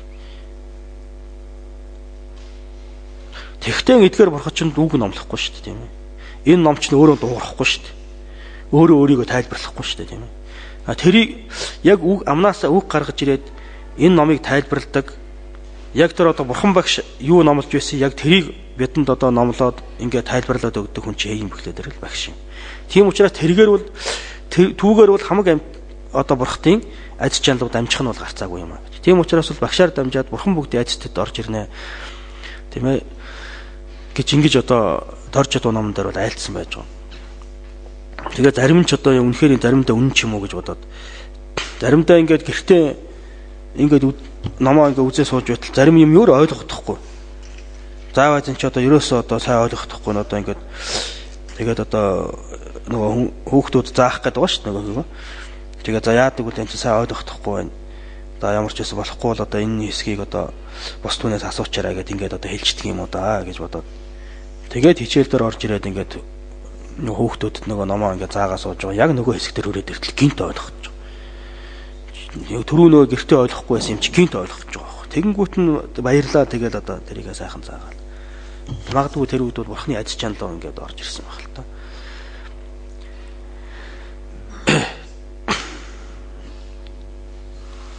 Тиймэрхүү маягийн тийм учир шалтгаанууд их байна тийм ээ. Хэрвээ буйны садангийн талаар сайн мэдих юм та нар ламрын мэдрүүдийг сайн унш. Тэгээд дээрээс нь та нар Мелбогдын намтрыг унш тийм ээ. Мелбогдын багш Марвлам гэж хүн байлаа тийм ээ. Тэр чинь Мелбогдыг бол нэг нас нэг биеийн дээр нь бол гэгээр өссөн. Тэгвэл ердийн ингээд харах юм бол нутгийнх нь бол юу гэж хэлдэг вэ гэхээр зэрэг Мелбогд очиод нутгийнхнаас нь асуусан. Төрөлхтний дээд Марвлам гэж хаа байна вэ гэдгсэн чинь нутгийнх нь бол төрөлхтний дээд Марвлам гэж дуулаагүй юм байна. Харин нэг бүдүү марав гэж нэг хүн манай энд байдгийн тэр байж магадгүй гэдэг. Тэгээ очисон чинь одоо Марвлам мөн байсан шүү дээ. Тэгээ нутгийнх нь бол нэг муухай аштай нэг бүдүүн нэг тийм лам байна гэж бодсон. Тэгээ нэг их нэртэй хүүхэдтэй тэгээд их нэртэйгээ хуйлаа одоо хэрэлддэг маргалддаг хамгийн сүүлд нь одоо яг Мелбогдод ван өхөөс өмнөхөн чинь юм дагим одоо эхнэр нь зүхтаагаад хойноос нь Марвлам очир таягаа шидээд эхнэр нь араа гэж амжиж тахлын өрөөр ороод хаалгын хаатал очир таяг нь хаалгын төс итлэн цохиол. Тэгээ тиймэрхүү юм болж байсан шүү дээ. Хүн харахад бол нэг хэрэлдсэн эхнэр нөхөр хоёр байна. Тэр тэгж бодохоор юм байж. Гэтэл бол сүүлд нь тэр чинь ван авшгааг бол хамгийн мэнэг бол зөндөө олон хүнийг нэг нас нэг биеийн дээр нэгээр үлдсэн тийм байж байгаа. Гаднаас нь харахад тэр юм нь яг бодит төр бидэнд харагддаг юм уу? Тийм биш шүү дээ. Тийм бид нар бол бүх юмыг үнээсээ бүтсэн юм шиг хараад байгаа тийм. Энэ ширээг бол одоо та нар анх хичээл ороход ингээд байж лээсэн. Одоо ч яг хэвээрэл байна. Энэ бол одоо бараг л нэг хэсэг хугацаанд бол эвдэршгүй бараг мөнх юм шиг л харж байгаа шүү дээ. Гэтэл энэ ширээ чинь бол агшинд бол ингээд энэ чинь өөрчлөгдөж байгаа. Энэ дотор байж байгаа тэр бүх эдис тэр матери хамгийн нууц нь агшин болгонд л өөрчлөгдөж байгаа. Харахад бол ямар ч өөрчлөлтгүй ингээд юм харагдаад байгаа юм шиг л. Тэгээд бүр цаашлуулах юм бол эн чинь үнэхээр юм бүтээг хоосон чанартай юм байж байгаа. Тэгтэл бид бол бидний оюун санаас харгалзахгүй үнэхээр юм бүтсэн юм байна гэж боддог. Гэх мэтийн байдлаар бол бидэнд харагдах байдал тухайн юмны одоо бодит орших хоёр хоорондоо таарах юм уу? Тэр үл таарахгүй л таардаг. Бурхан багшийн дэргэд одоо Леви гарам гэж хүн байсан гэж байгаа. Тэр Леви гарам гэдэг бол насаараа бурхан багшийг бол энэ ямар гимтэй хүн бол энэс заавал нэг гим гарандаа гэж ажигласаар байгаа. Тэгээд насааг барсан гэж байгаа шүү дээ. Тэгээд бусад хүндүүд юу гэж ярьдаг байсан бөхтэй бурхан битээр бол адилхан. Яг бурханаас бол нэг аль тирааны гэрэл цацардаг юм. Надаас бол гэрэл цацардаг юм. Тэргээрээ л битээр ялгаатай. Устаар бол бурхан битээр адилхан гэж бодсоор байгаа өнгөрсөн гэж байгаа. Гэтэл хажууд нь үнэхээр одоо энэ төгсгөөсөн бурхан байна гэж одоо сүсгэлээд бишрээд номын сонсоод олон хүн ингээд гэгээрэл үүдэг. Олон хүн одоо нисвансыг дараад нирванд хүрээл зарим нь одоо гэгээрэл зарим нь бод сэтгэлийг олоод байхад тэр хүн насаараа бол тэгж бодсоор байгаа. Тэгээд зөвлөлтөнд хамт унсан гэж байгаа шүү дээ. Бурханы дэрэгдээс ч гэсэн тийх байх нь шүү дээ. Харахад бол одоо ингээл нэг тэгтэл нэг биенээс нэг гэрэл гарчдаг нэг сонин хүн байна даа гэж хараад байсан гэж байгаа. Тэгтээ заавал энэс нэг л гим гарандаа л гэж харсаар байгаа даа гэж. Лаажин гэж одоо бас бурханы ойрын хамаатан шүү хүн шүү дээ тийм ээ. Тэр хүн чинь дандаа бурханаас гим хайдаг. Тэгээд ерөөсөө бурханы эрдмийг бол эрдэм гэж үздэг. Тэгэхээр энэ дээр тэгээд байгаа юм л да. Эрдэнтэй талаас нь харах хэрэгтэй л гэдэг. Багшийг эрдмийн талаас нь хараад байх хэрэгтэй. Гмийн талаас нь харж болохгүй гэж. Гмийн талаас нь харах юм бол сүсэг төрөхгүй. Тийм ээ. За ингэж харж байгаа л зарим багш нар ширүү ааштай ч байж үүдэг. Тэгэхээр манай багш чинь одоо муухай зантай хүн, муухай ааштай хүн байна да гэдэг талаас нь хараад байх юм бол яг хөхтэй зэрэг тэр хүнд өөрт нь үл сүсэг төрөхгүй тусмал өөрөөс нь ном холтоол. Хичнээн муухай ааштай энэ байсан ч нөгөө талаас нь муухай ааштай ч гэсэн манай багш чинь тийм эрдэнэтэй хүн шүүгээд эрдмийн талаас нь хараад байх юм бол тэр хүний эрдэм өөрт нь алдаал гэж. Тэгэл хаажин чинь сүулдэ нэг одоо тухайн үед энтгэхт бас нэг гизний өвчин гараад тэгээ гэлэнгүүдэд тэр Зеваотч гэдэг хүн одоо ингээд эм өгж байсан юм байна л да. Тэгээд энгийн одоо гэлэнгүүд бол 7 тун эм бурхан багшд бол тэрнээс 3 дахин илүү 21 тун эм өгж байсан гэж байна. Тэгээ хүрээд ирсэн чинь лаажин дээр хүрээд ирсэн чинь лаажин бас гэлэн болцсон байгаа юм л да бас тэр чинь. Тэгээд лаажин дээр хүрээд ирсэн чинь одоо лаажинд ингээд 7 тун эм тогноод өгсөн чинь бурхан хэдэн тунг ууж яах гэсэн юм л да. Бурхан 21 тунг ууж байгаа гэсэн чинь би бурхантай адилхан тунг уундаг үл. Болохгүй бурханы одоо лагшин гэдэг чинь бол өөр. Чиний бие гэдэг чинь эгэл бие юм. Энэ хоёрын хооронд бол ялгаатай. Тэгэхээр тэгж өгж болдгоо юм гэсэн чиг. Би бурхантай яг адилхныг л уuna гэх. Тэгээ бараг булааж аваачих уу ингээд 21 тунг өөр уусан юм байна л да. Тэгээ 21 тунг уусан чинь нөгөө эмнийхэн доос нь хэтрээ тэгээд сүулдэ гэцэн өвдөд ингээд болохоо байгаад ингээд хөвчих байхгүй. Тэгээд нөгөө Зеваот чинь чи одоо намайг одоо эмчлэгээд гисэнгүй. Би бол чамайг одоо эмчлэх ямар ч арга байхгүй. Нэгэнт эмийн дооц хэтэрсэн. Би чамд өрдөн сануулсан хэлсэн чи үгэнд ороогүй. Тэгээ одоо яах вэ гэсэн чи энийг бол бурхан л нэг одоо аварна өөр аврал байхгүй гэдэгсэн. За тэгвэл тэр одоо бурханы гаяад чинь дуутах хастай гэдэг. Тэгээ бурхан багш урж ирээд тэгээд гэсэн дээр нь гараан тавиад бурхан багшийн бас нэг одоо нэг гэлэн болохоос өмнө хүү байдаг шүү дээ тийм ээ. Одоо араахуулаа гэдэг хүү байгаа. Тэгээ миний одоо өөрийн ганц хүү одоо араахуулаа болон тэгээд надад үргэлж одоо дайсгинж хонцогнож ингэж явдаг энэ лаажин хоёрыг би ерөөсө хизээч одоо алгачаалгүйгээр яг ижлэх нь л одоо ингэж нэгүсэнгүйгээр хандаж явдаг маань үнэн болвол энэ лаажингийн одоо гэцний өвчин одоо арилах болтгоё гэд гэцэн дээр нь гараан дарсан чинь тэр дороо лаажингийн өвчин байхгүй болсон гэж. Бурхан багшийн тэр одоо үг нь бол үнэн үг юм л да. Бурхан багш бол өөрийн ганц хүү өөрийн одоо ганц дайсан лаажин хоёрыг бол хизээч энэ бол надад дайсгинж байсан юм уу хүн гэж бол бодож байгаагүй. Энэ миний ганц хүү гэж илүү хайрлаж байгаагүй. Хоёулыг нь яг адилхан одоо нэгүсэнгүйд инэрч явсан. Тийм учраас тэр үнний хүчээр бол лаажингийн өвчин зүгээр болсон гэж. Тэнгүүд лаажин бол дараа нь яасан бөхөлтэй зэрэг бурхан ч уг нэг эмчийн хувьд ч бас гайгүй эмч юм шиг хүлээн зөвшөөрсөн гэж байна. Эмчийн хувьд бол бас гайгүй эмч шүү. Түүнээс бусдаар болооч надаас бол дээрдэх юм байхгүй дээ гэсэн гэж. Тэрийн шиг тийм одоо бурханыг хүртэл хүмүүс тэр талаас нь ингэж хардаг байх нь шүү дээ тийм. Тэгтээ зэрэг бол ерөөсөө л одоо буйны садан багшийг хүн өөрөө л ямар сэтгэлээр шүтж чадна тийм ээ. Гадна талдаа ууртай догшин байснаа тэр ууртай догшин байдаг юм уу тийм биш юм л да тийм ээ. Ямандаг бурхан энэ чинь ямар аймаар дүрмөртэй вэ ингээл олон гаргалтай араа шидэн ярзайсан аймаар байдаг шүү дээ тийм. Тэгтээ тэр чинь бол гадна таас нь харахад бол ууртай догшин юм шиг боловч ямандаг бурханд уур байх уу? Байхгүй тийм ээ. Ууртай байдлыг үзүүлснээр ууртай болдго юм уу тийм биш юм тийм ээ. Хүсэл тачаалтай байдлыг үзүүлснээр хүсэл тачаалтай байдгүй бол тийм биш юм тийм ээ. ятан бурхач ингээл юм бурхнаа тэрвэрцсэн, тэгш оршдсон ингээл тийм байдаг үстэй тийм ээ. Тэгтээ тэр бол ятан бурхан хөсөл тачаал бий юу гэвэл байхгүй шүү дээ. Тиймэрхүү маяг юм. Тийм учраас бол ерөөсөө л одоо ялангуяа та нар цаашаага одоо буян шин дэслийг сайн үзье гэвэл лама авч юу энэ юу лээ?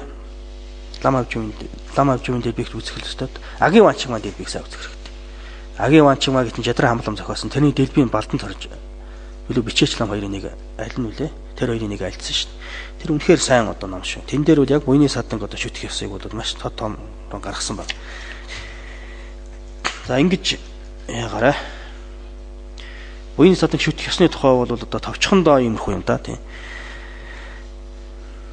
Товч төдийл одоо ярихад бол иймэрхүү. Тэгээ цааш нь дэлгэрэнгүй ярих юм бол зөндөө юм яримаар байна тийм ээ. Уг нь бол одоо нараа балам, дила баламыг яаж үтсэн бэлээ тийм ээ.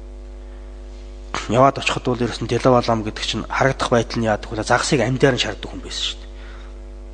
Тэгвэл яг тийм хүн бидний эглийн нүдэнд тэгж харагдаад байгаа юм л та. Яг тийм хүн байсан үг бол байгаагүй байхгүй. Уг нь бол дэмчиг бурхан бодиттой шахгүй юм. Бараг дэмчиг бурхан бодиттой юм байх л та.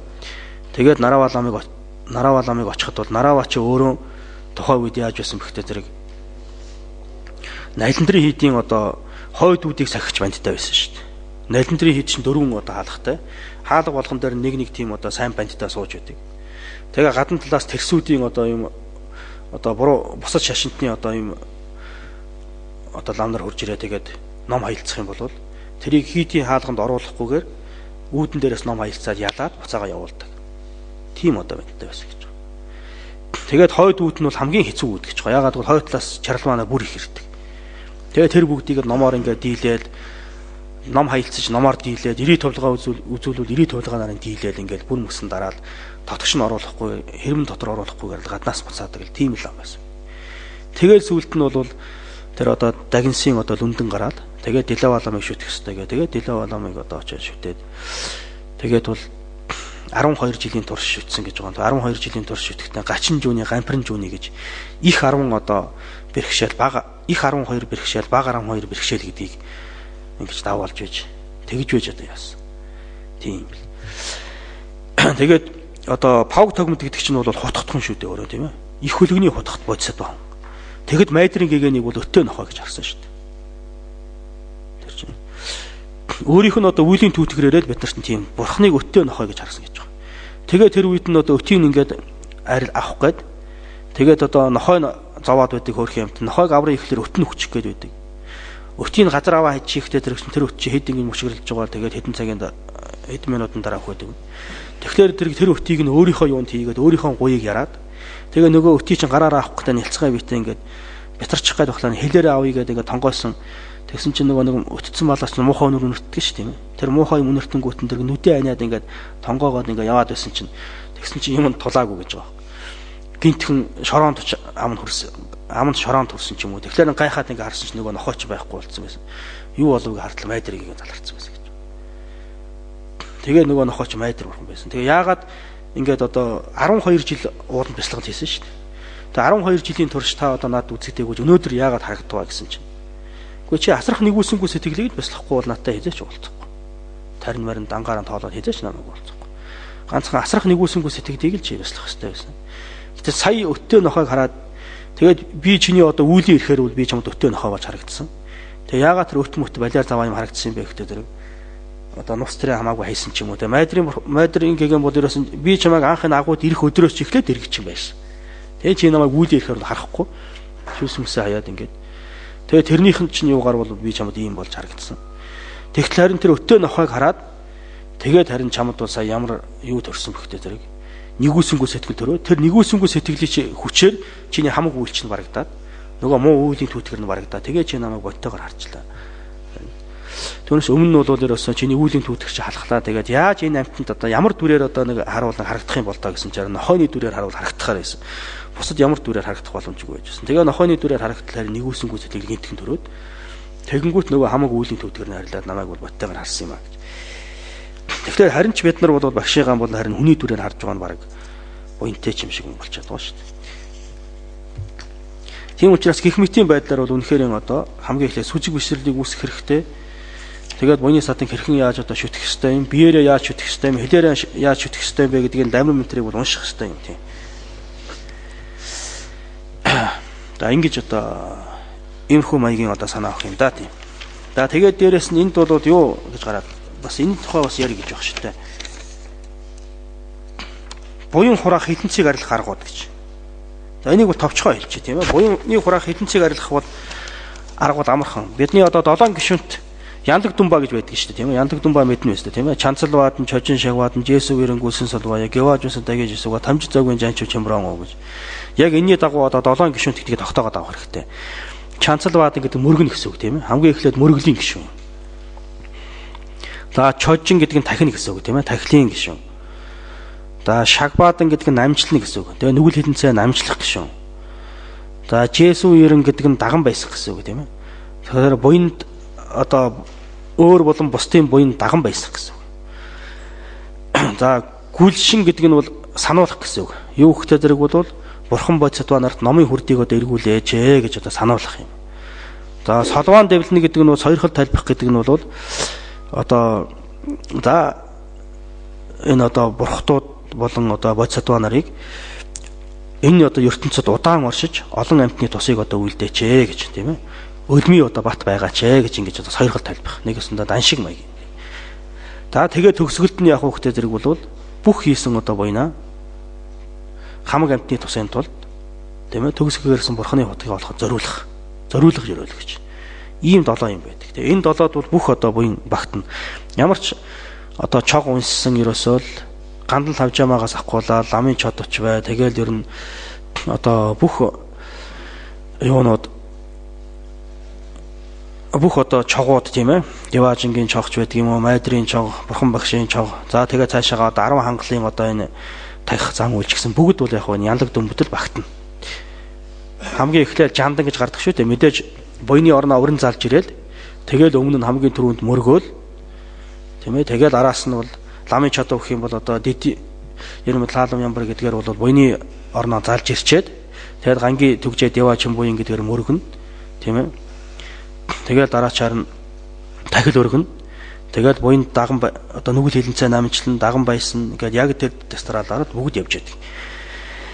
Тийм учраас эдгээрийг одоо мэдэх хэрэгтэй юм аа гэж. Тэгэхээр одоо буян хураахад буйны орон гэж байдаг юм.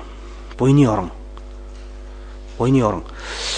Жишээлх юм бол хүн одоо яг энэ төв дээр бол шин гэсэн үг байдаг юм л да шин тийм ээ. Бид нар шинчиг дамбаа живзэн ламаалаа гэж мэднэ үстэй тийм ээ шин гэж үг. Тэгээд ганал тавжаад ирч гэсэн содном юу лээ? Содном шиндүү тэргээд үг байгаа шүү тийм ээ. Содном шинчиг чодлоо чотбор бол тэр тийм ээ. Содном шинчиг гэж байгаа шүү дээ. Буйны орон дээд. Буйны орон. Шин гэдэг нь бол яг төв дээр махчлаа орчуулах юм бол тариадынгийн талбай гэсэн үг байна. Тэгээд нэг тариадынгийн нэг талбай байж байх юм бол тэгээд одоо энэ тариачин усууч нь ерөөсөө тэн дээр насаараа амьдэрдэг юм байна л да. Тэр тариаланда тэр талбай дээр ингээл тариагаа тариад тэр тариагаа хурааж аваад тэрийгээрээ одоо хоол хүнсийгээл түүгээрээ амьдраад ингээл байж үүдэг. Тариад ингээд талбай нь их үржин шимтэй байх юм бол тэрнээс их ургац аавн тийм ээ. Том байх юм бол тэрнээс бас их ургац аавн ч гэдэг юм. Яг тэрэн шиг бид нар буйны одоо тариалан чи юу юм бэ гэхтэй зэрэг бол чухагдээд гурав. Тэгээ мэдээж бурхан, ном, хувраг. Тэгээ дээрэс нь одоо багш нар юм.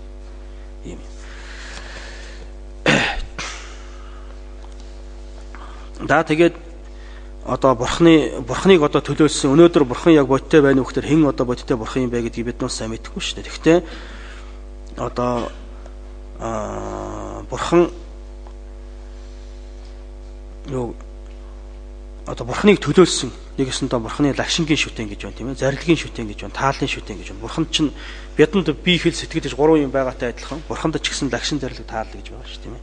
Лагшингийн шүтэн нь бол жишээлх юм бол одоо ингээд хөрөгдүр тийм ээ танхаа эдгээр бүгч юм бол бурхны лагшингийн одоо шүтэн. За зарилгийн шүтэн нь мэдээж ганжуур данжуур тэгээ ном содрууд байж байна тийм ээ. Энэ бол бурхны зарилгийг төлөөлөх юм. За тааллын шүтэн нь бол суурга юм тийм ээ. Тэгэхээр эдгээр үчин бүгдээр нь бол бидний бурхны одоо лагшин зарилэг таал тэргүүтэн тэдгэрийг одоо ингэж одоо бэлэгдсэн, төлөөлсөн ад чанал ихтэй ийм зүйл юм. Тийм учраас эдгээр одоо бурхны эдгээрийг өмнө одоо тахил өргөх, за эргэл мөргөл хийх, зул өргөх гэх мэтийн байдлаар бол буян хурааж болох юм. Эдгээрийн өмнө буян хурааж болно, нүгэл хилэнцээ намжилж болно. За мөн өшөөгөр бас буян хураахын ялгамжаатай орон юу гэхтэй зэрэг өөрт илүү ачтай хүмүүс байвал тэр одоо илүү их буян хураадаг. Буян бас хураалгана. Жишээлх юм бол одоо эцэг их байна, тийм ээ. Эцэг их гэдэг энэ насны эцэг их гэдэг бол биднийг одоо төрүүлээд өсгөөд ингээд өдий утал хамаг имийг бол ингээд одоо насанд хүртэл бүх имийг ингээд хийгээд өсгөөд өгсөн юм учраас бол их ачтай юм, тийм ээ. Тэгэхээр ачтай хүндээ одоо ачтай хүнд хорлох юм бол илүү нүгэл хураана, тийм ээ. Туслах юм бол илүү буян хураана. Тэр бол ойлгомжтой, тийм. За тэгээд дээрэс нь асрах нэгүүлсэнгүй орон байдаг. Жишээлх юм бол ядуу зүдүү одоо хүмүүс байна, гуйлахчин хүмүүс байна. Өөрөөс хамаг амьдрал нь өөрөөс шалтгаалсан өөрийн үр хүүхдүүд байна. Тийм ээ. Тэдгээртээ бас хорлох юм бол бас илүү нүгэл хураана. Туслах юм бол бас илүү буян хураана, тийм ээ. Одоо өглөг өгнө гэхээс юм бол ядуу зүдүү хүнд өглөг өгөх юм бол илүү буян хураах юм. Ер нь өглөг дотор бол хоёр янз шүү дээ. Дээшээ тахил өргөнө гэдэг чинь дээшээ өглөг өгж гэнэ гэсэн үг, тийм ээ. Ядуу зүдүү хүмүүст өглөг өгж гэнэ гэдэг чинь доошоо одоо бас тахил өргөж гэнэ гэсэн үг юм. Тэдгэрийг баясгах гэнэ гэсэн үг юм. Нэг ядуу хүн юм гоохот тийм ээ хажуугаар юм өгөхгүй яваад өгвөл тэр хүн чинь гонсгор хоцроо шүү, тийм ээ. Юм өгөх юм бол тэр хүн чинь баярлаад хоцроо, тийм ээ. Тэр хүнийг тахиж гэнэ гэсэн үг. Тийм. Тэр хүнийг тахиснаар бол хэн буюу хараах вэ? Бид өөрсдөө л буюу хараа шүү дээ, тийм ээ. Дээшээгээ бурхныг одоо бурханд бид нар ингээд юм өргөж өгнө гэдэг чинь бурхныг бас баясгаж тахиж өгнө гэсэн үг. Тэгэхдээ бурхан бол эд таваараар ямаар бол дутаагүй шүү дээ, тийм ээ. Бурхан эд таваараар дутснаг бол дутаагүй. Та бурхны өмнө сайхан баясгалантай одоо гой сайхан тахтыг тавих юм бол түүний хариуд нь яад өгөхлөд бидэнд өөрт нь одоо тийм сайн сайхан юм ирэх, тийм буян хурааж өгдөг. Харин бодтойгоор одоо тахилд юу гэхтэй зэрэг ядуу зүдүү хүмүүс өглөг өгөх, өлссөн одоо нохоо ч байдаг юм уу, тийм амьтанд одоо өглөг өгөх, тэг өвчтэй хүнийг одоо асрах, өндөр настай хүмүүст одоо туслах, эцэг эхтэй туслах гэх мэтийн байдлаар бол буян бол зөндөө олон байна шүү дээ. Ер нь бол эсвэл бусдад тустай л ямар ч үгүйдийг хийн тэр бүгд бол одоо буян юм. Та буян нүглийн тухай бол урд нь би танад ярьж байсан санагдаж байна, тийм ээ. Бусдад туслах сэтгэлээс хамаарна гэсэн шүү дээ. Бусдад туслах сэтгэлээр л хийсэн болвол гадна талдаа ингээд хорлоод байгаа юм шиг боловч тэр бол буян болчихно гэж. Тийм ээ. Бусдад хорлох сэтгэлээр хийсэнд бол гаднаас нь харахад ингээд туслах гээд байгаа юм шиг боловч тэр бол яах вэ гэхтэй зэрэг нүгэл хэлэнц болчихдог л гэж. Буян нүглийн зааг бол юм.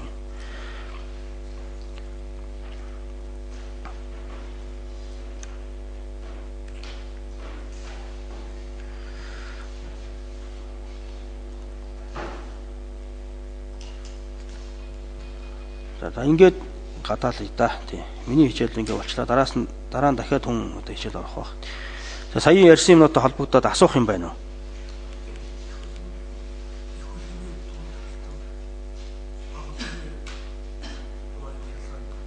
Их хөлгөний юу гэнэ? Их хөлгөний дунд төрөлтөө. Их хөлгөний дунд төрөлт гэж байхгүй шүү дээ. Дунд төрөлхүйт ингэж байгаа тийм ээ. Бодмөрийн зэрэг дээр бодмөрийн зэрэг дээр бол одоо бага төрөлхүйт, дунд төрөлхүйт, их төрөлхүйт ингэж байна тийм ээ. Тэр дунд төрөлхүйт нь яг жинхэнэ дунд төрөлхүйт нь бол бага хөлгөнийхэн байхгүй. Бага хөлгөнийхэн. Зүгээр ялгаа байхгүй. Зүгээр их хөлгөний хүмүүс одоо анханасаа ингэ суралцлаа ш тийм ээ. Тэр чинь эхлээд бага хөлгөн луга нийтийн замур гэж байгаа. Бага хөлгөнтэй нийтлэг юмуд байна ш. Жишээлх юм бол одоо үүлийн үрийг одоо бясалгах тийм ээ. Үхэл мөнхөсийг одоо бясалгах. Тэгээ чөлөө өвчрлийг одоо бясалгах. Авралыг одуулах тэргүүтэн. Эдгээр бүгдийг бол одоо хийж байгаа. Тэгэхдээ яг тэр нь бол зөвхөн яах вэ гэдэг дараа төрөлдөө орчлонгийн сайн төрлийг авъя гэж бодоод хийх юм бол тэр нь цэвэр бага төрлөختний замур болчихно. Их хөлгөний зам болохгүй. Зүгээр хамаг амьтны тусанд бурхны хотхыг олъё гэсэн хол зориг тавиад тэхийн тулд замуурд эхнээс нь суралцах хэрэгтэй шүү тийм ээ. Тэхийн тулд эхлээд үүлийн үрийг ялах хэрэгтэй юм байна. Тэгээд үхэл мөнхөсийг бясалгах юм байна, чөлөө өвчрлийг бясалгах юм байна гэдэг ингээд явж байгаа бол энэ бол яг хөөхтөр их хөлгөний замур болж байгаа. Тэгвэл бага төрлөхүйтэнд лугаа нийт юм уу гэж байгаа. Яагаад бол үхэл мөнхөсийг чинь бага төрлөхүйтэнд ч бясалгадаг, дунд төрлөхүйтэнд ч бясалгадаг, их төрлөхүйтэнд ч бясалгадаг, гурван төрлөхүйтэнд гурвуулан бясалгадаг тийм зүйл учраас бага төрлөхүйтэнд лугаа нийтийн замур гэж байгаа. За дунд төрөлхтөн дээр ч гэсэн ялгаа байхгүй. Одоо зөвхөн өөрөө одоо гэгэрий гэж бодоод 4 үнний зам мөрийг одоо бясалгаж байвал тийм ээ орчтонгийн одоо зовлонг бясалгах. Тэгээд магад гарахын сэтгэлийг одоо бясалгах. Тэгээд дээрэс нь одоо 3 суртгаалыг одоо бясалгах. Гэх мэтийн одоо эдгээр замруудыг бясалгаж явах юм бол тэр маань цэвэр дунд төрөлхтөний замр болчихно. Бага хөлөгний замр болчихно. Харин их төрөлхтөн хүн одоо бурхны хутгийг олъё. Тэхийн тулд яах вэ гэхээр наан заавал бас л орчтонгийн зовлонг бясалгах хэрэгтэй өстэй тийм ээ. 3 суртгаалыг бас бясалгах хэрэгтэй өстэй тийм ээ. Тэдгэрийг одоо бясалгаж байгаа нь бол яах вэ? Тэр үед их хөлөгний замр болчихно. Тэгвэл бага төрөлхтөний луга нийтийн замр юм гэж. Бага төрөлхтөнд биш дунд төрөлхтөний луга нийтийн замр юм. Дунд төрөлхтөнд ч байдаг, их төрөлхтөнд ч байдаг гэсэн үг. Тэгвэл зэрэг бол энэ бодмөрийн зэрэгт бол гаргаж байгаа дунд төрөлхтөн гэдэг чинь юу гэхээр зэрэг бол их төрөлхтөн дунд төрөлхтөн хоёрын нийтийн зам мөрийг л гаргаж байгаа. Хоёрын нийтлэг юмыг гаргаж байгаа. Түүнээс их төрөлхтөний дунд төрөлхтөн гэж байхгүй. Их хөлөгний дунд төрөлхтөн гэж байхгүй. Их хөлөгний одоо хүмүүсүүд цөмөрөө их төрөлхтөн. Их төрөлхтөн болохын өмнө яах вэ гэхээр зэрэг дунд төрөлхтөн луга нийтийн зам мөрийг бясалгадаг байх. Дунд төрөлхтөн луга нийтийн зам мөрийг сэтгэлдээ бий болгохын тулд өмнө заавал бага төрөлхтөн луга нийтлэг зам мөрийг бясалгадаг байх. Тэгэхээр хамгийн эхлээд бага төрөлхтөн луга яг бага төрөлхтөн болох уугүй юу гэдэг нь сэтгэлээс хамаарна тийм ээ. Бага төрөлхтөн луга нийтлэг замруудыг үл эхлээд бясалгана. Тэгээд дунд төрөлхтөн луга нийтлэг замруудыг бясалгана. Тэгээд их хөлөг рүү орох. Тийм дамжлагтай юм. Тэгээд түмэнгийн гэдгийг л нийтлэг гэдгийг л яах хэрэгтэй шүү дээ.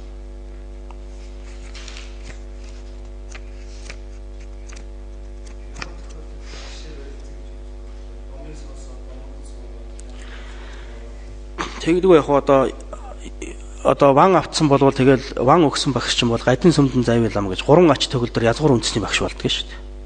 Нэг хүнээс ван автсан болвол тэгээд тэр багшийг бол ёсчлон шүтгэс ураагаад байхгүй. Тэгээд энэ дотор бол яг ерөнхийдөө бол одоо бидний энэ бол багшийн барилга биш л дээ. Бас нэг үнэхэрийн одоо энэ хүнийг одоо багшиж шүтье гэсэн тийм одоо сэтгэлийн үүднээс одоо тэр хүнээр ном заалгаж байгаа бол нэг шүлэг ном заалгасан тул тэрийг багшиж үзэх хэрэгтэй гэж. Энд дээр чинь бол нэг шүлэг ном заалгасан хүнийг хэрвээ багшид эс баривас тийм ээ. Чин жива жарнаш мешадан жандо жевуржур гэж байгаа шүү тийм ээ. Нохооны төрлийг 100 удаа аваад тэгээд төгсгөлд нь хилэнц торхоо бол зөвдгөө гэж. Нэг шүлэг ном заалгасан багшигаа л багшиж үзэхгүй болов гэж. Тэгж гарч байгаа шүү тийм ээ. Тэгэхээр зэрэг үнэхэрийн одоо бид нар чинь за энэ хүнээр нэг одоо ном үзье гэж бодоо. За ийм хүнээр л ном заалгая да. Энэ хүнийг л одоо багш гэж үзье да гэж бодоод багшгүй бол явахгүй шүү дээ тийм ээ. Тэгээд одоо багш шав орё гэсэн сэтгэлээр тэр хүнд одоо зуул хадаг хүчээж барьдаг юм уу тийм ээ. Тэгээд багш шавын барьдаг тогтоох бас нэг ёс байна шүү дээ тийм ээ. Хадаг барьдаг нь бол эдийн дээдийг барьж байгаа юм тийм ээ. За зуул барьдаг нь бол яг хөөхлөр миний мунхын харанхуй зарилгаж өгөөч гэсэн бэлэгдэлтэй. За хүч одоо өргөдөг нь юу гэхтэй зэрэг бол бүх одоо номын ёзоор бол ариун шагшааваад. Тийм учраас ариун шагшаавтай байхыг бэлэгдэж ариун үнэртнийг одоо ингэж өргөж байна. Тэгээд одоо шав ордог ийм одоо ёстой юм л та. За тийм учраас бол одоо яг иймэрхүү байдлаар барилдаг тогтоогоод тэгээд ном сонссон бол тэр багшигаа бол хязээч битгий одоо муулаарай, хязээч битгий буруугаар хараарай, аль болохоор л зөвөр хараа. Тэгтээ хэлсэн юм болгоныг биелүүлэх гэсэн үг шүү дээ. Тийм ээ нөгөө нэг сүрнэлодон донор баг түрүү оюун төгөлдөр байх хэрэгтэй гэсэн шүү дээ. Бас зарим юм нь бол дагаж болно, зарим юм даахгүй орхиж болно. Тэгтээ бол одоо тийм буруу юм хэлжтэй гэ тэрийг багшигаа бол муулах хэрэггүй нэг тиймэрхүү маягтай юм байна.